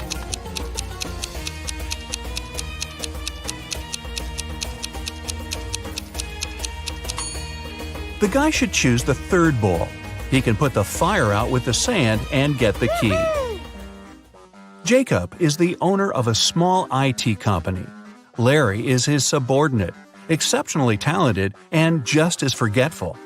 More often than not, he seems to be lost in his head.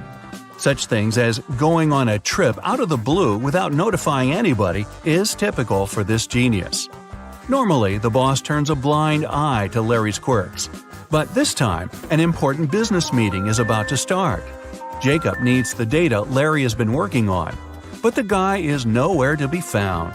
He doesn't answer his phone, so no one can reach him. 1 hour before the meeting has to begin, Jacob can't wait any longer. He switches on Larry's computer, but it's password locked. The man tries some random combination of letters and numbers, but of course it's wrong. Suddenly, a tiny window appears on the screen. In this window, Jacob sees what seems to be a riddle. Little diddle, late late. After puzzling over it for a while, the man types something in the window and sees the home screen. The computer is unlocked. What has Jacob written?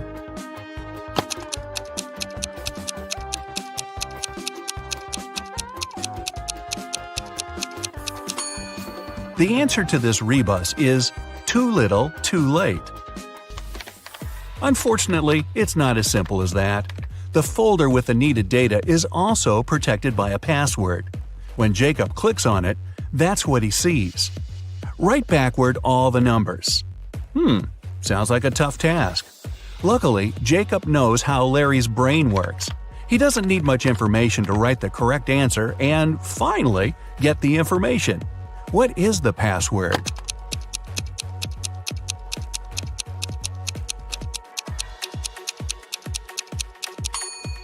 And there you have it. That's the phrase, all the numbers written backward. Camilla was terrified of dogs. One day she was jogging in the park and noticed a large dog sitting near the bench. It looked unfriendly. The leash attached to the dog's collar was 3 feet long. Camilla decided it would be safe to pass by if there was at least 7 feet of space between her and the pooch. But even being on a leash, the dog still managed to bite her. How come?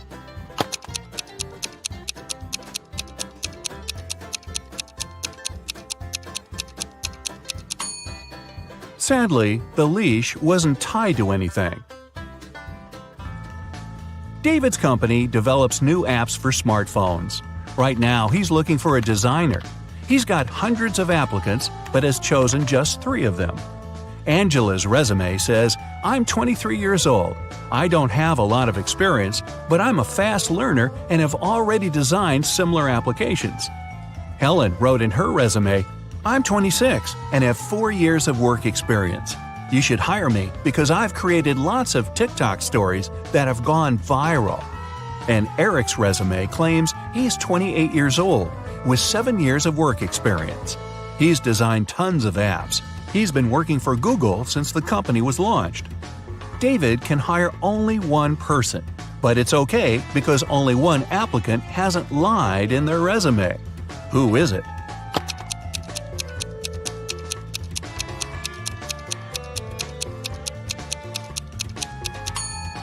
Eric has just 7 years of work experience, but Google was officially launched in 1998. There are no stories on TikTok, meaning Helen couldn't create them. David hired Angela. Even though she hasn't been working that long, she's honest and has a nice portfolio. Kevin, a security guard in an amusement park, finds a boy standing near a roller coaster. The kid says his name's Nick. He doesn't know where his dad is. Kevin takes Nick to his office and makes an announcement. Soon after that, 2 men show up at the door. The first exclaims, "We were in a cafe, but after eating my burger, I felt so sick I had to spend almost 20 minutes in the bathroom. When I got out, Nick wasn't around. I was so worried." The other man interrupts him. "We rode a roller coaster together. Then I told Nick to wait there and went to get us some hot dogs." Which man is Nick's father?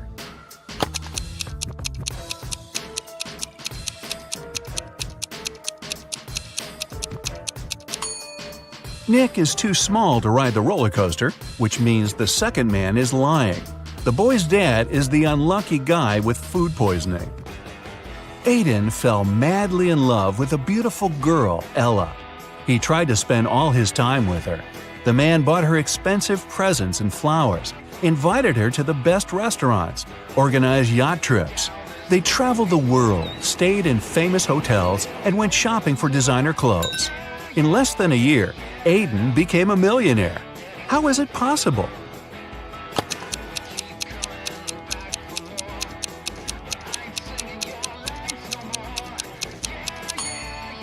Well, before meeting Ella, the guy was a billionaire.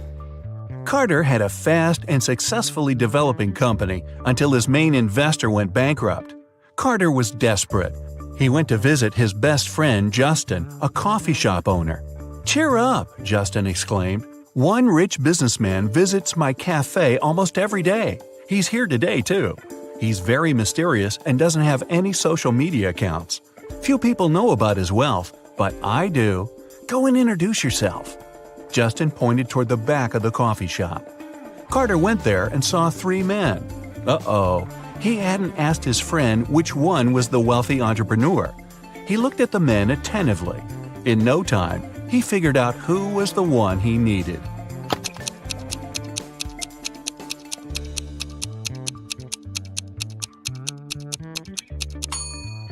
It isn't the guy in the middle. He has a $1 store bag. The one on the right could be rich, but he's recording an Instagram story. And the businessman isn't active on any social media. This means the man Carter needs is on the left. Carter was right. The guy turned out to be a billionaire. He was impressed with Carter's business, but before signing the papers, he mentioned one condition. Carter had to prove he was prepared for all kinds of stressful situations. The man had nothing to do but agree to the challenge. After that, Carter was taken to a remote house and left alone. He was locked in a large room with no windows and 3 doors. Suddenly, the ceiling started to go down. At the same time, the room began to fill with water. Carter knew that behind the first door there was a powerful whirlpool that would take him under the surface in no time. The second door was hiding a school of vicious piranhas. And behind the third one, there was a deep pit with sharp wooden spikes at the bottom. Which door should Carter choose to save his life?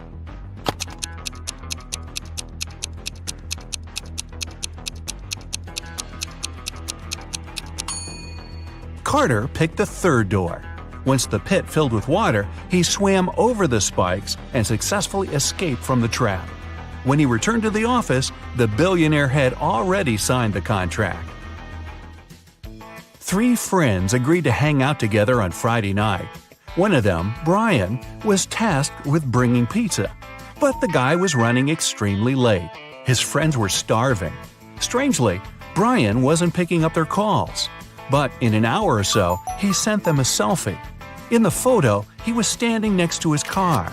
In the following message, he wrote he had run out of gas. He was at a gas station, tanking his car up. But his friends didn't believe Brian's excuses. Why?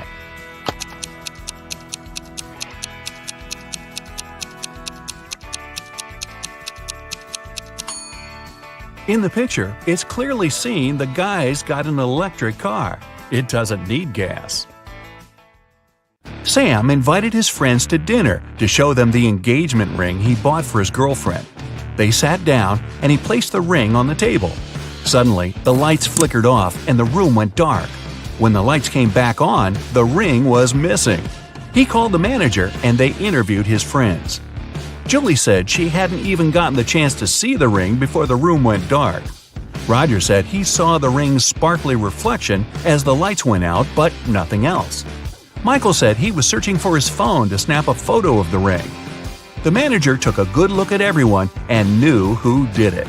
You have 10 seconds to figure it out.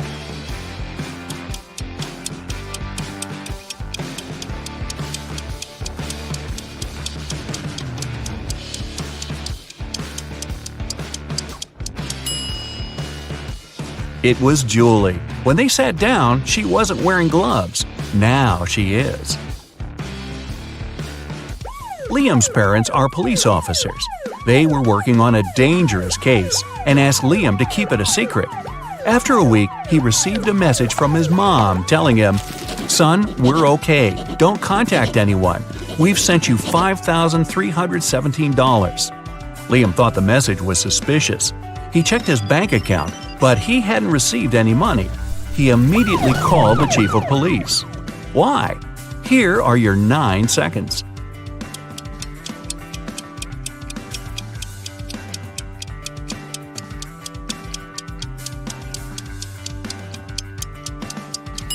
If you flip the number 5317 upside down and horizontally, it reads lies. His parents are in danger, and they're communicating with him in code.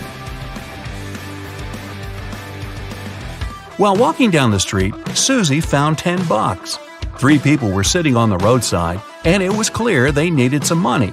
So she decided to help one of them. Kyle said, "I need some money for shelter tonight. If you have something to spare, it will help me a lot."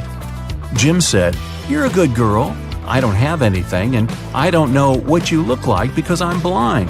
But $10 will buy me enough food for today and tomorrow." Susan said, "I need money to feed my dog. He is at home and he's starving." Susan knew exactly who really needed help. You've got 8 seconds.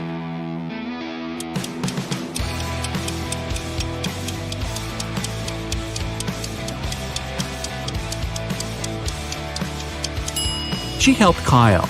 Jim must have seen the $10, which is why he asked for the exact amount, even though he said he was blind. And Susan doesn't appear to be in much need since she has a place to stay. Mike is an undercover police officer. He had been following a suspect at the train station when the suspect exchanged a briefcase with another person. Michael followed the suspect further. The target walked into a huge corporate building. It was filled with security guards, and Mike couldn't get in. He saw through a window that the target went to the 10th floor. When Mike went back to his car, he found 3 uniforms in his truck: an electrician's uniform, a police officer's uniform, a window cleaner's uniform. You've got 7 seconds to pick one for Mike.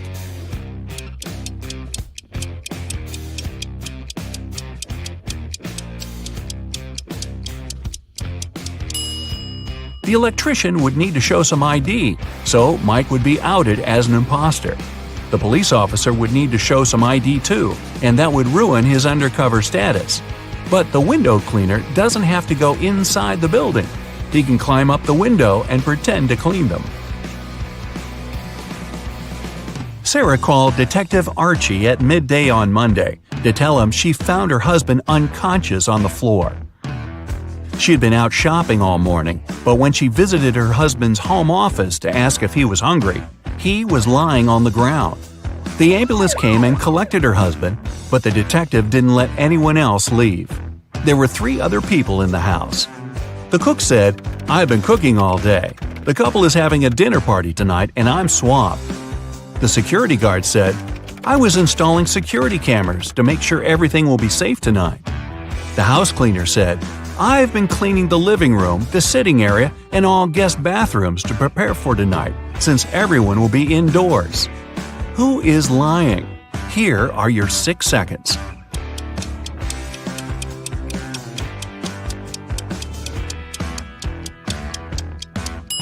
It's the security guard. The cameras he's installing are outside. The house cleaner said this was an indoor party. One Friday afternoon, Shane, the CEO of a huge company, called the police to report a crime. The CEO said, "They broke into my office and smashed all my furniture. Then they hijacked the door and now it won't close. When they hijacked the safe, they took all my documents. I have only one key to the safe and nobody else has access to it." The detective immediately took Shane to the police station as the main suspect. Why? Here are your 5 seconds.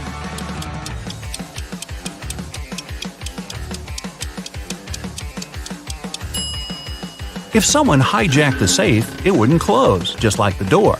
But Shane was able to open and close his safe with his key.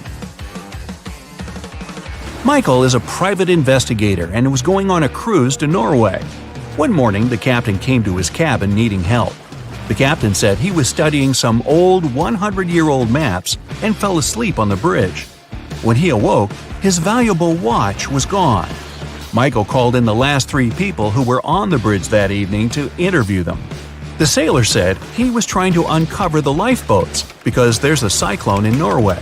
The passengers might need to abandon ship. The cook said he was taking inventory to see what supplies he needed from Norway. The chief engineer said he was headed to the engine room with 2 other sailors because one of the engines had a problem. Michael knew exactly who was lying. You've got 4 seconds.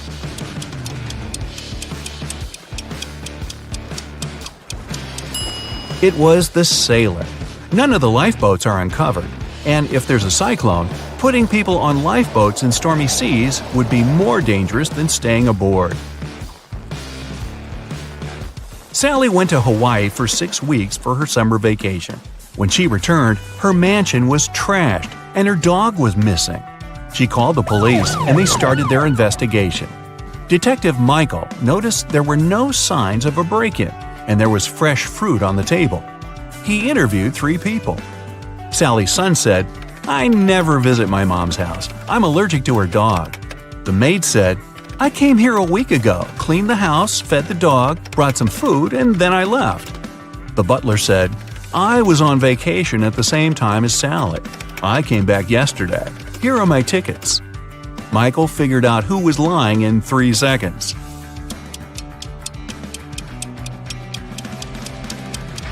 It's the butler. Even though the dates match, the tickets show 2019, not 2020. Lisa went to the movie theater on Halloween night with her husband. He was running late, so she sat down and waited for him. When the lights turned off, 2 people arrived and sat beside her. The one on the left had red spots on his shirt. He held a bag with red splatters that contained something very suspicious, and he had scratches all over his face. The one on the right had pale skin, bright red eyes, and he was holding a creepy doll. Lisa needs to go to the bathroom, and one of these people is her husband. Should she go right or left? Here are your 3 seconds.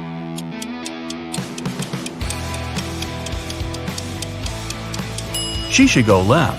Since it's Halloween and both people are wearing creepy costumes, look at their fingers. The guy on the left has a wedding ring like Lisa. It's her husband. The guy on the right holds a creepy doll that seems to be alive. Lucy is hosting a career guidance conference to inspire young students to pursue their dreams. She invited one person from each profession. When the conference ended, Lucy discovered the most expensive painting in the meeting room was gone. She called the police, and they searched the briefcases of the last 3 professionals to leave the room. The electrical engineer has a bag filled with wires, circuit boards, small screwdrivers, and solder. The plumber has a wrench, a hammer, and some plastic pipes. The veterinarian has a laser, a hammer, a drill, a fluorescent light, and a pair of latex gloves. Which of the 3 is dishonest? You've got 2 seconds. The veterinarian. Most of the things in his bag aren't related to his profession, and he used the gloves to avoid leaving any fingerprints. Dun, dun, dun, dun.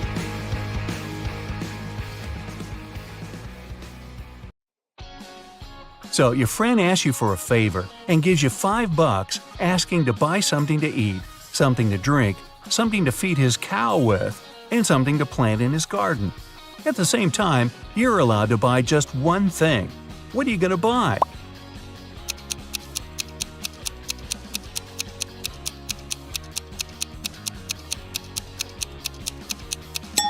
You can go and buy a watermelon. You can eat it, you can drink it, you can feed the cow with the rinds, and as for the watermelon seeds, you can easily plant them in the garden. An egg has to fall 100 feet, but you can't let it break. You can't slow down its fall or cushion its landing. How can you do it?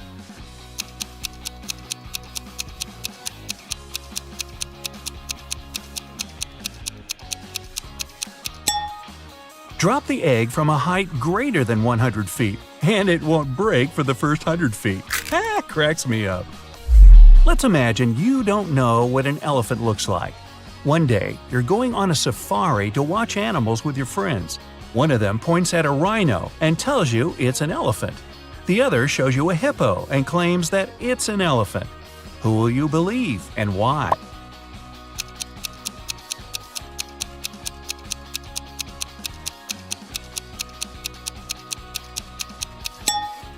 The task was to imagine that you didn't know what an elephant looked like, not that you didn't know what a hippo and a rhino are.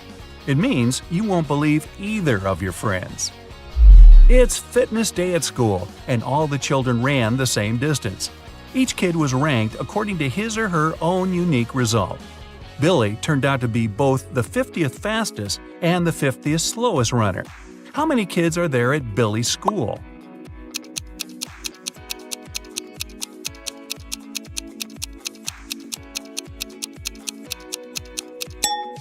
Even though 100 sounds like a clear-cut answer, it's actually 99.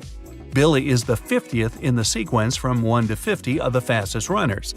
If he's the 50th slowest, there has to be 99 runners ranked from 50 to 99.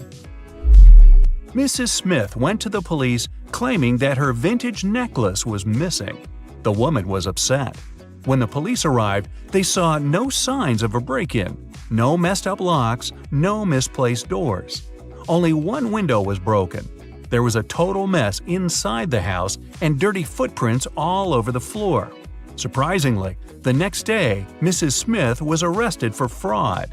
Why?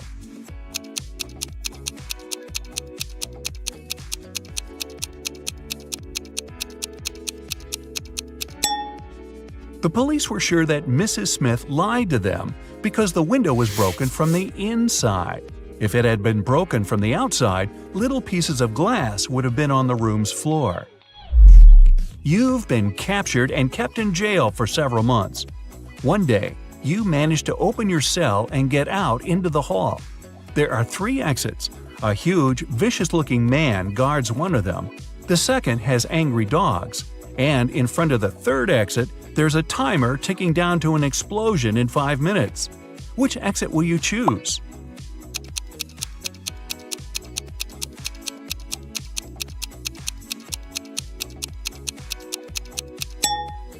Wait until the explosion is over and get out through the third exit. Bill and Joe have had an argument about human body capabilities and made a deal. Bill would go to Antarctica and Joe would travel to the Sahara Desert, where they'll both try to survive for 3 days without any shelter and clothes, but with plenty of food and water. Who has the better chances of survival?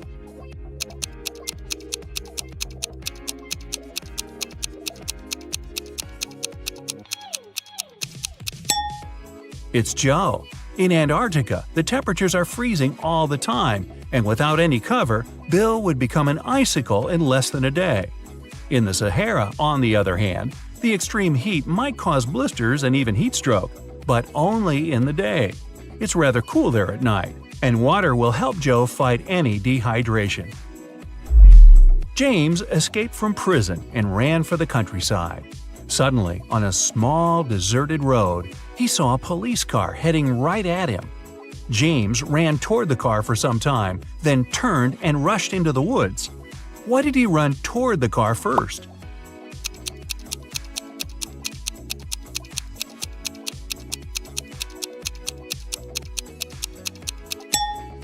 James was in the middle of a bridge when he saw the car. He had to run toward the vehicle to get off the bridge. Newlyweds left for their honeymoon and asked their neighbor to look after their house. When they returned, the woman found out that she'd lost all her expensive jewelry because of a power outage. The woman had hidden her jewelry in a supposedly safe place. The house wasn't robbed. The neighbor was an honest person. The jewelry got lost on accident. What happened?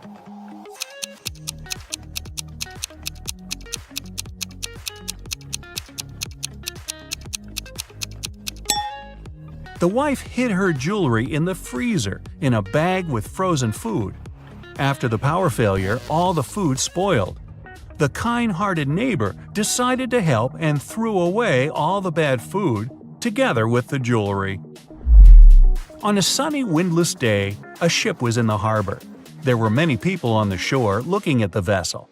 Suddenly, the ship started to sink fast. There was nothing wrong with it, there was no storm, and the skies were blue. And yet, the ship went down in front of the spectators. What happened?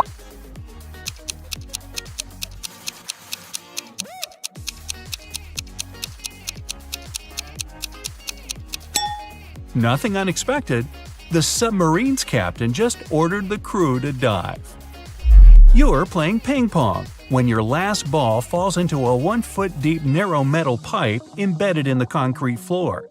How can you get the ball out of the pipe if all you have is your paddle, a bottle of water, and your shoelaces?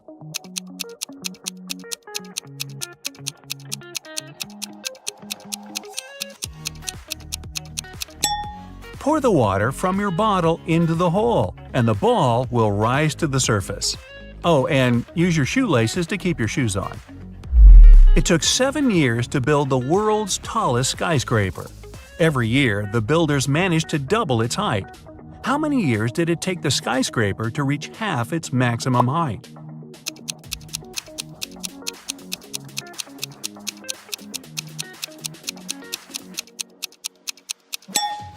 Six years. If the constructors doubled the building's height every year, the skyscraper had to be half its final height a year before it was completed. There's a low railroad bridge in your town with a car tunnel under it. One day, you see a large truck sitting right in front of the tunnel and a confused driver walking around. You come up to him and ask what happened. It turned out that the truck is just a couple of inches taller than the allowed height. So if he drives inside, the truck will get stuck. Unfortunately, that's the only way to the driver's destination. How can he get through the tunnel?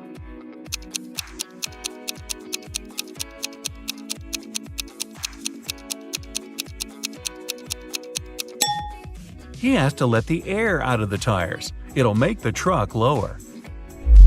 Lucy could only use a public telephone to make calls. One day, the phone broke. She informed the phone company, but they did nothing. The next day, she came there again and said something. The day after that, the phone was fixed. What did Lucy say?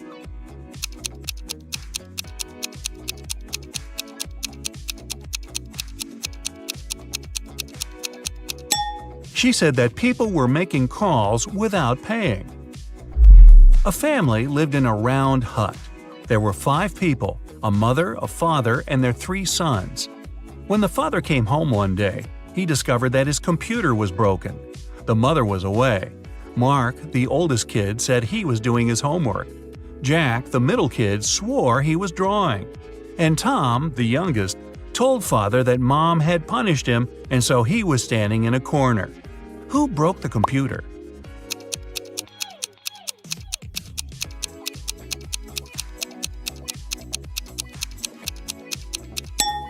It was Tom, of course. A round house doesn't have any corners. There is a 1-mile-long bridge, which can only hold 5,000 pounds at one time.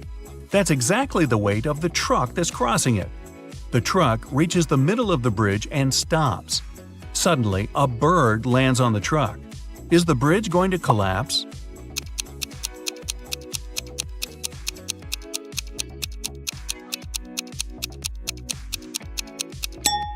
The bridge isn't going to break down because the truck has already used some gas to get to the middle and therefore weighs less than 5,000 pounds.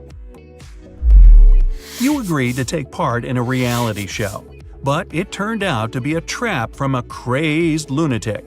He tells you to dive into one of 4 tanks. The first one is swarming with venomous snakes. The second is filled with corrosive acid. Electric eels are swimming in the third one. And the 4th tank is filled with bacteria-infested water. In which tank will you have more chances of survival?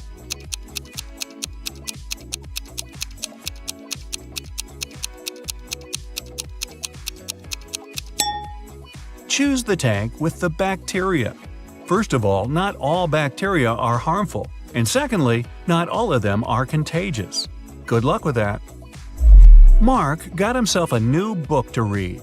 The plot was so exciting that he couldn't stop and kept reading the story until late at night. He didn't turn on the lights when it was pitch dark and there was no one to do it for him. But he still managed to read the book till the end that night. How is that possible?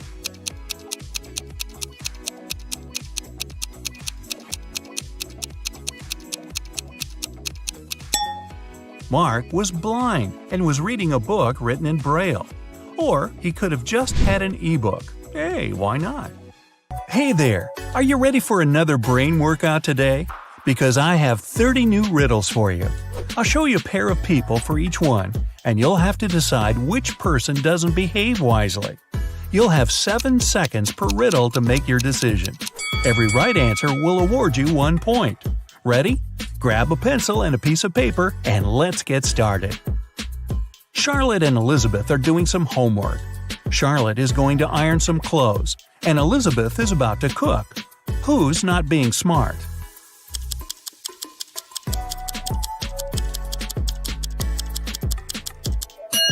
Elizabeth. Charlotte's safe because the iron is turned off. Lucas and Liam are going on a field trip with their kids. Lucas is distracted while his daughter is climbing a tree. Liam is talking to another parent while his son is petting a dog. Who is wrong?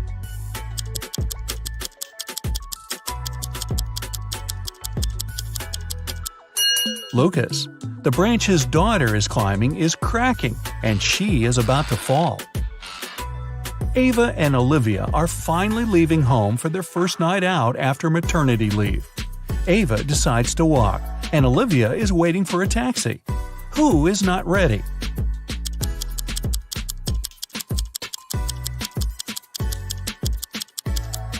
Olivia. She forgot to finish her makeup. Michael and Logan are bloggers who take selfies in dangerous places. This time, Michael is taking a selfie while surfing on a huge wave, and Logan is taking one standing on the edge of a bridge. Who is not smart?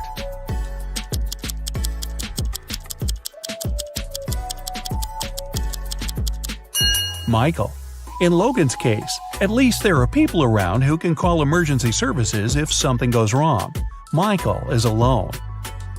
It's early morning. Ian and Nolan are driving their kids to school. Who is not smart?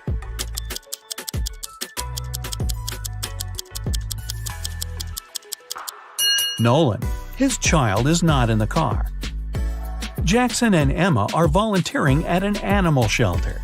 Jackson is feeding the cats, and Emma is washing the dogs. Who is wrong?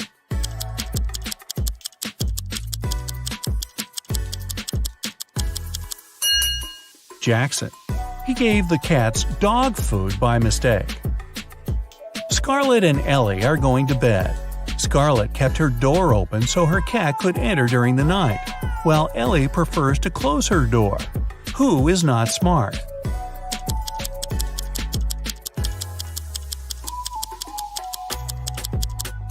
Scarlett. You should always close your bedroom door at night. In case of fire, it'll stop the flames for a while and give you more time. Riley and Isabella are taking their kids to kindergarten. Riley is riding a bike with her daughter, and Isabella and her son are going by car. Who is wrong?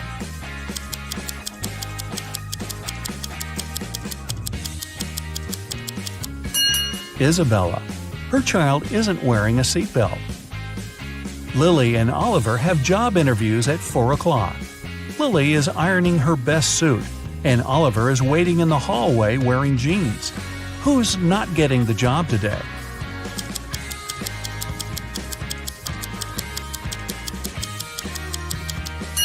Lily. She must have forgotten the time. The interview is in 5 minutes, and she's still at home.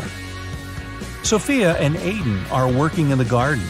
Sophia is watering the flowers while her cat is walking around. Aiden is mowing the lawn while his child is playing nearby. Who's not smart?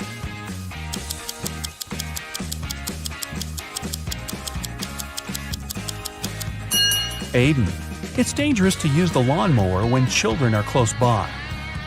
John and Brandon are making breakfast for their kids. John is making sandwiches, and Brandon is making eggs with bacon. Who is wrong?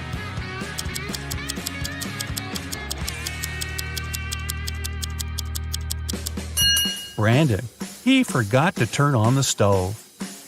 Thomas and Abigail are going on a date. Thomas arrived a half an hour early and decided to buy some flowers. Abigail just returned from London and is driving to meet him. Who is wrong?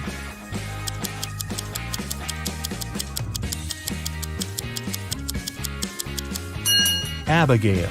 She's driving on the left side of the road. Ryan and Kaylee are having fun outside during their Christmas break. Ryan is learning how to skate on the lake, and Kaylee is skiing in the forest. Who is not smart?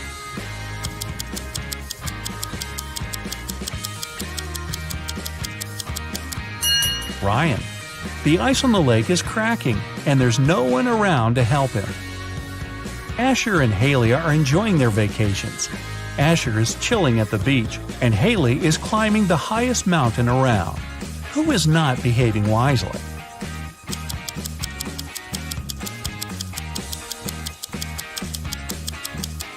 Asher. Although Haley's activity is quite risky, she seems to be okay. But Asher fell asleep at the beach and is going to get a sunburn. Chloe and Avery are having some quality time on Friday. Chloe is reading a book, and Avery is watching a documentary. Who is missing something?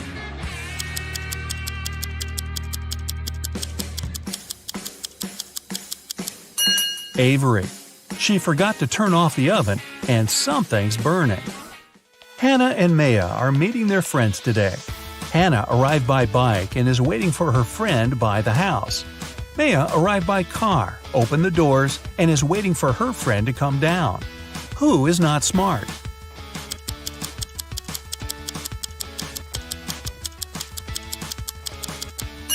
Maya. It's not safe to stay in the car with unlocked doors. A stranger can quickly get in the car and she wouldn't be able to do anything from the front seat. Mason and Jacob are going on a trip to the desert, where they'll spend the whole day. Who is not adequately prepared?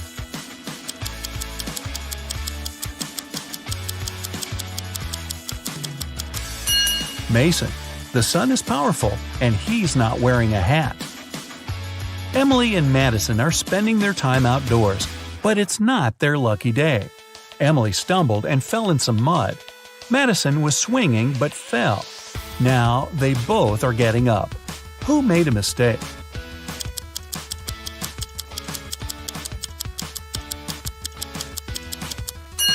Madison. The swing is still moving, and it may hit her head if she gets up. Aubrey and James are cleaning the house. Aubrey is listening to music while vacuuming the living room, and James is washing the windows. Who is not being smart?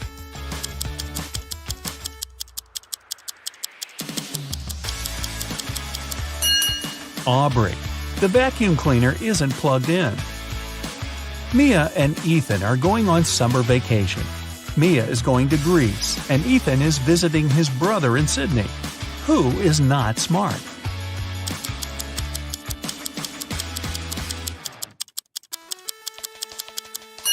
Ethan.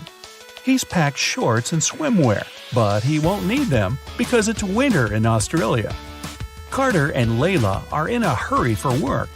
Carter is walking while talking on his phone, and Layla is running while texting. Who's going to be late?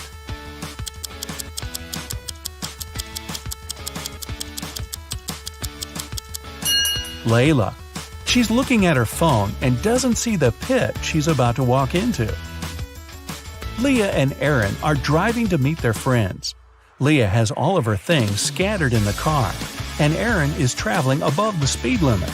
Who is not smart?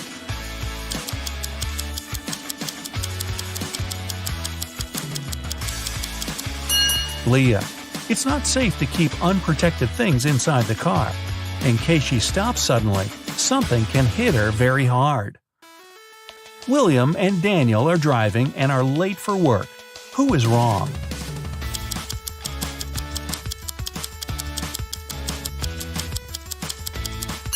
Daniel. He's driving way above the speed limit in the neighborhood. Jane and Amelia are resting in the park after running 5 miles. Jane is eating, and Amelia is drinking water from the fountain. Who is not smart?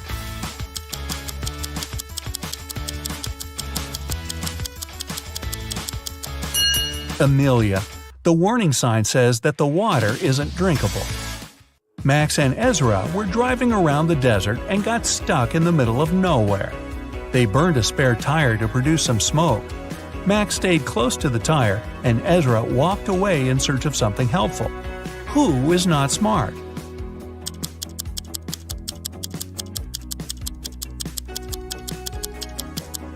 Ezra. You should never leave the vehicle. Chances are the rescuers will notice the smoke and find you. But if you go, you might miss them. Both Jonathan and Savannah didn't sleep well and are starting their morning. While Savannah is preparing some coffee, Jonathan is taking out the trash. Who is doing something wrong?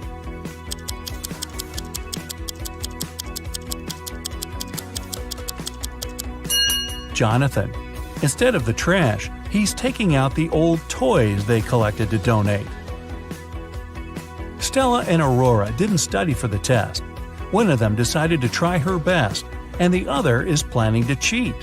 Can you spot who's cheating?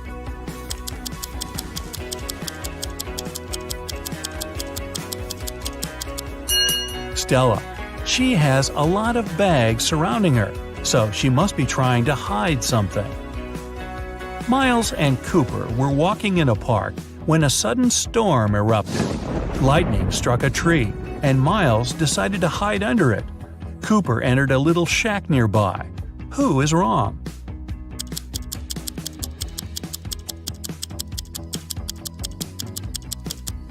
Miles. The belief that lightning never strikes in the same place twice is just a common misconception. An indoor shelter is one of the best places to hide. Leo and Melanie are preparing a barbecue party. Leo is cooking, and Melanie is decorating the yard. Who is not smart?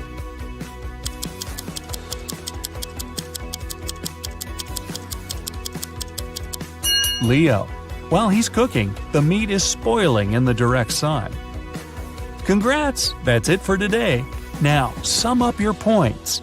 If you got 10 points or less, you scored below average. Don't be sad, it's just the beginning. You can check out some other riddles to train and prepare for the next round. If you got between 10 and 25 points, you scored average. Great! You're on the right way. And finally, if you got 26 points or more, you're in great intellectual shape. Here's an interactive medal from me and my admiration. Good for you. A tragedy in the artist's house. Ryan was a famous artist. Unfortunately, when he was 60, he had an accident that left him blind. The man hired 3 people to help him: Jason, the driver, Laura, the housekeeper, and Timothy. He looked after the garden. One afternoon, Timothy went to talk to Ryan and found the artist on the floor. Someone had attacked him. The police arrived to investigate. Jason told him he and Ryan had had a great time in the morning playing computer games. Then he left to pick up Ryan's daughter from the airport. Laura said she'd spent all day in the kitchen cooking dinner. And Timothy said that before finding Ryan, he had been at the market choosing new fruit trees for the garden. Who is behind the attack?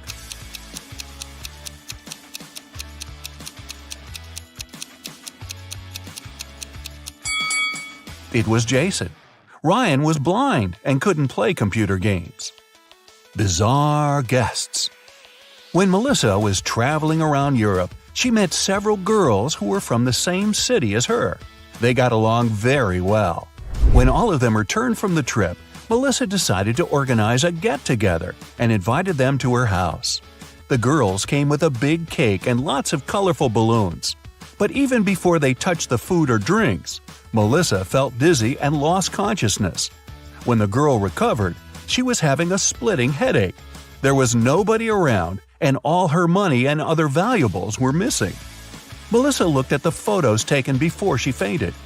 After examining them for a couple of minutes, she understood what had happened. Can you figure it out?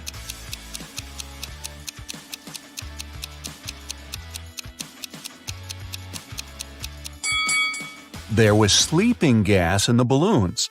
The other girls must have put on face masks not to be affected by the gas. When Melissa lost consciousness, they took all her expensive stuff and left. Wow, time to get some better friends, huh? A mysterious disappearance. Stephen called the police and told him his wife Lisa was missing. She called her husband at 8 in the evening and told him she was about to go home, but she never arrived. The police questioned 3 suspects. Ashley, Lisa's best friend, said she had just returned from her vacation. Mark, the neighbor, was sure he'd seen Lisa in the afternoon, driving off in her car. And Paul, Lisa's colleague, told the police he'd spotted the woman in a shopping mall in the evening. Who's lying?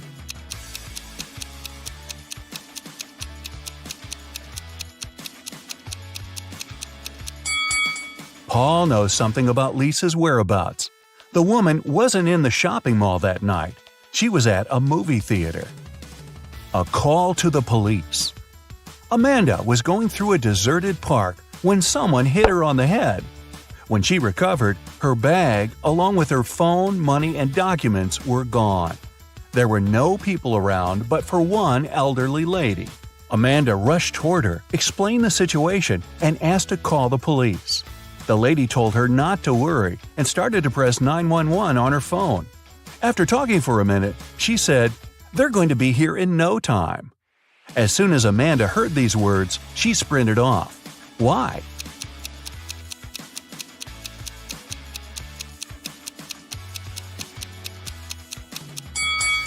Amanda saw the lady's phone didn't have any signal. Then how could she call the police? A suspicious senior citizen.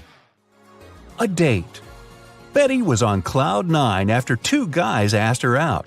But she felt she couldn't give hope to both of them. She had to choose one. Stephen was her secret crush. From a rich family, handsome and smart. She'd been dreaming about him for a year. John was a good guy too. She knew for sure he was kind and funny. The girl was at a loss. Which one should she pick? Any ideas?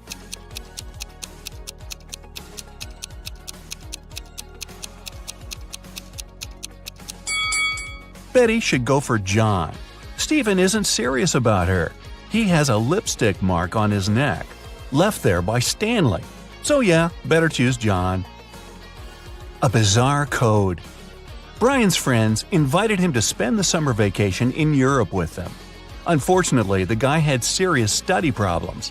To punish him, his dad took his passport away and locked it in a safe. The only way for Brian to get his documents and have some fun was to crack the code. Yeah, we still don't want to crack the books, huh?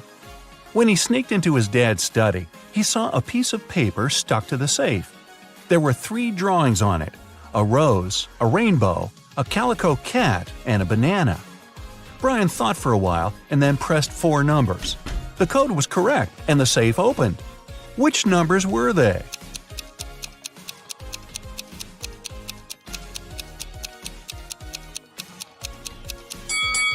(2731). Each digit corresponds to the numbers of colors of the objects in the picture. An anxious husband. A man called the police. He could hardly talk. "My wife! She got into a car accident!"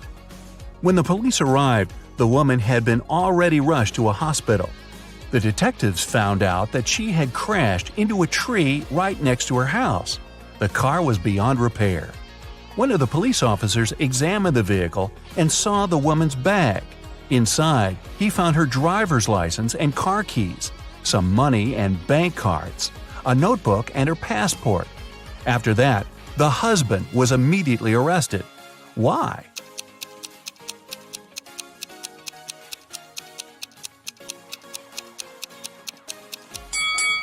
How could the woman's car key be in her bag if she was driving? That's a good question. Find the thief. Detective Lawrence was walking along the street when he heard someone screaming. He rushed over there and saw a teenager crying. What happened? "I was talking to my friend when someone grabbed my phone and pushed me to the ground. When I came to my senses, there was no one around, but I saw that cafe's door closing." The detective entered the cafe the girl was talking about and looked around. There were 5 people inside. All of them seemed to be rather decent. Can you figure out who's the criminal?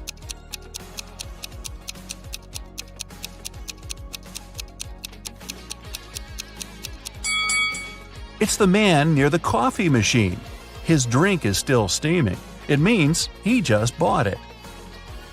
A crime in the neighborhood. One day, Mr. Martin called the police. His car was stolen right from the street outside his house. The detective questioned 3 suspects. Eric, a teenager who lived next door, said he had been at school and had seen nothing suspicious. Amy, a young artist renting a house across the street, had been too engrossed in her work to pay attention to her surroundings.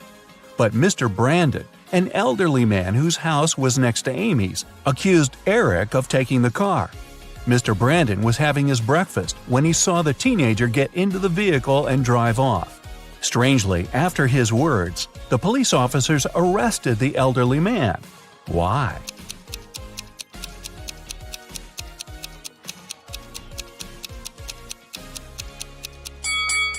The only thing Mr. Brandon could see out of his window during breakfast was his tall brick wall. Desperate for help.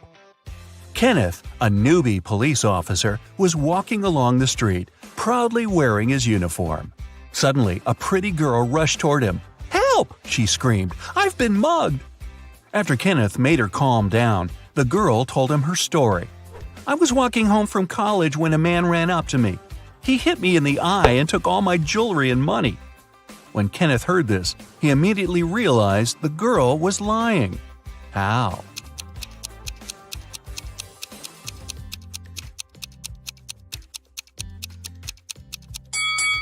The girl was wearing glasses.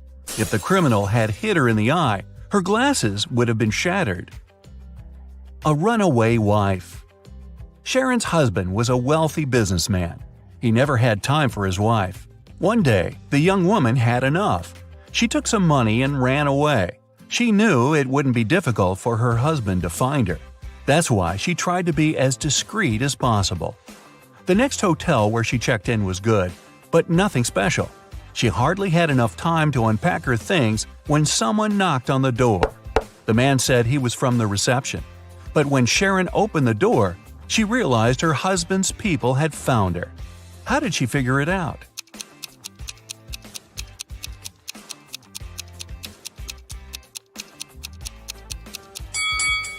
The man's uniform was different from the one the hotel receptionists were wearing. A missing collection. Mr. Bernard had an unusual hobby. He collected rare watches. One day, he came home and discovered his collection was gone. He called the police.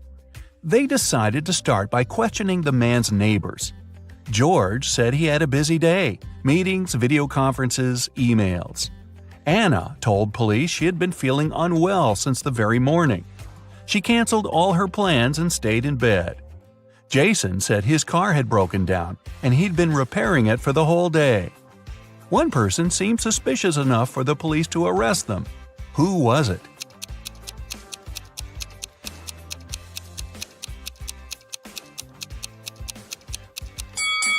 Anna was lying. Look at her, all dressed up, wearing accessories and makeup. She doesn't look like a person who has spent all day in bed. A blatant lie. A famous pop singer, Anthony Black, was attacked after his concert. He was taken to a hospital. The police questioned several of his fans. Linda was crying. "I took Anthony's autograph and couldn't wait to boast to my friends about it." Lisa said, "I asked Mr. Black to sign his photo. After I got it, I went to buy a coffee." Jason added, "Anthony was super nice and friendly. I didn't notice anything strange." The police immediately arrested the fan who seemed suspicious. Who was it?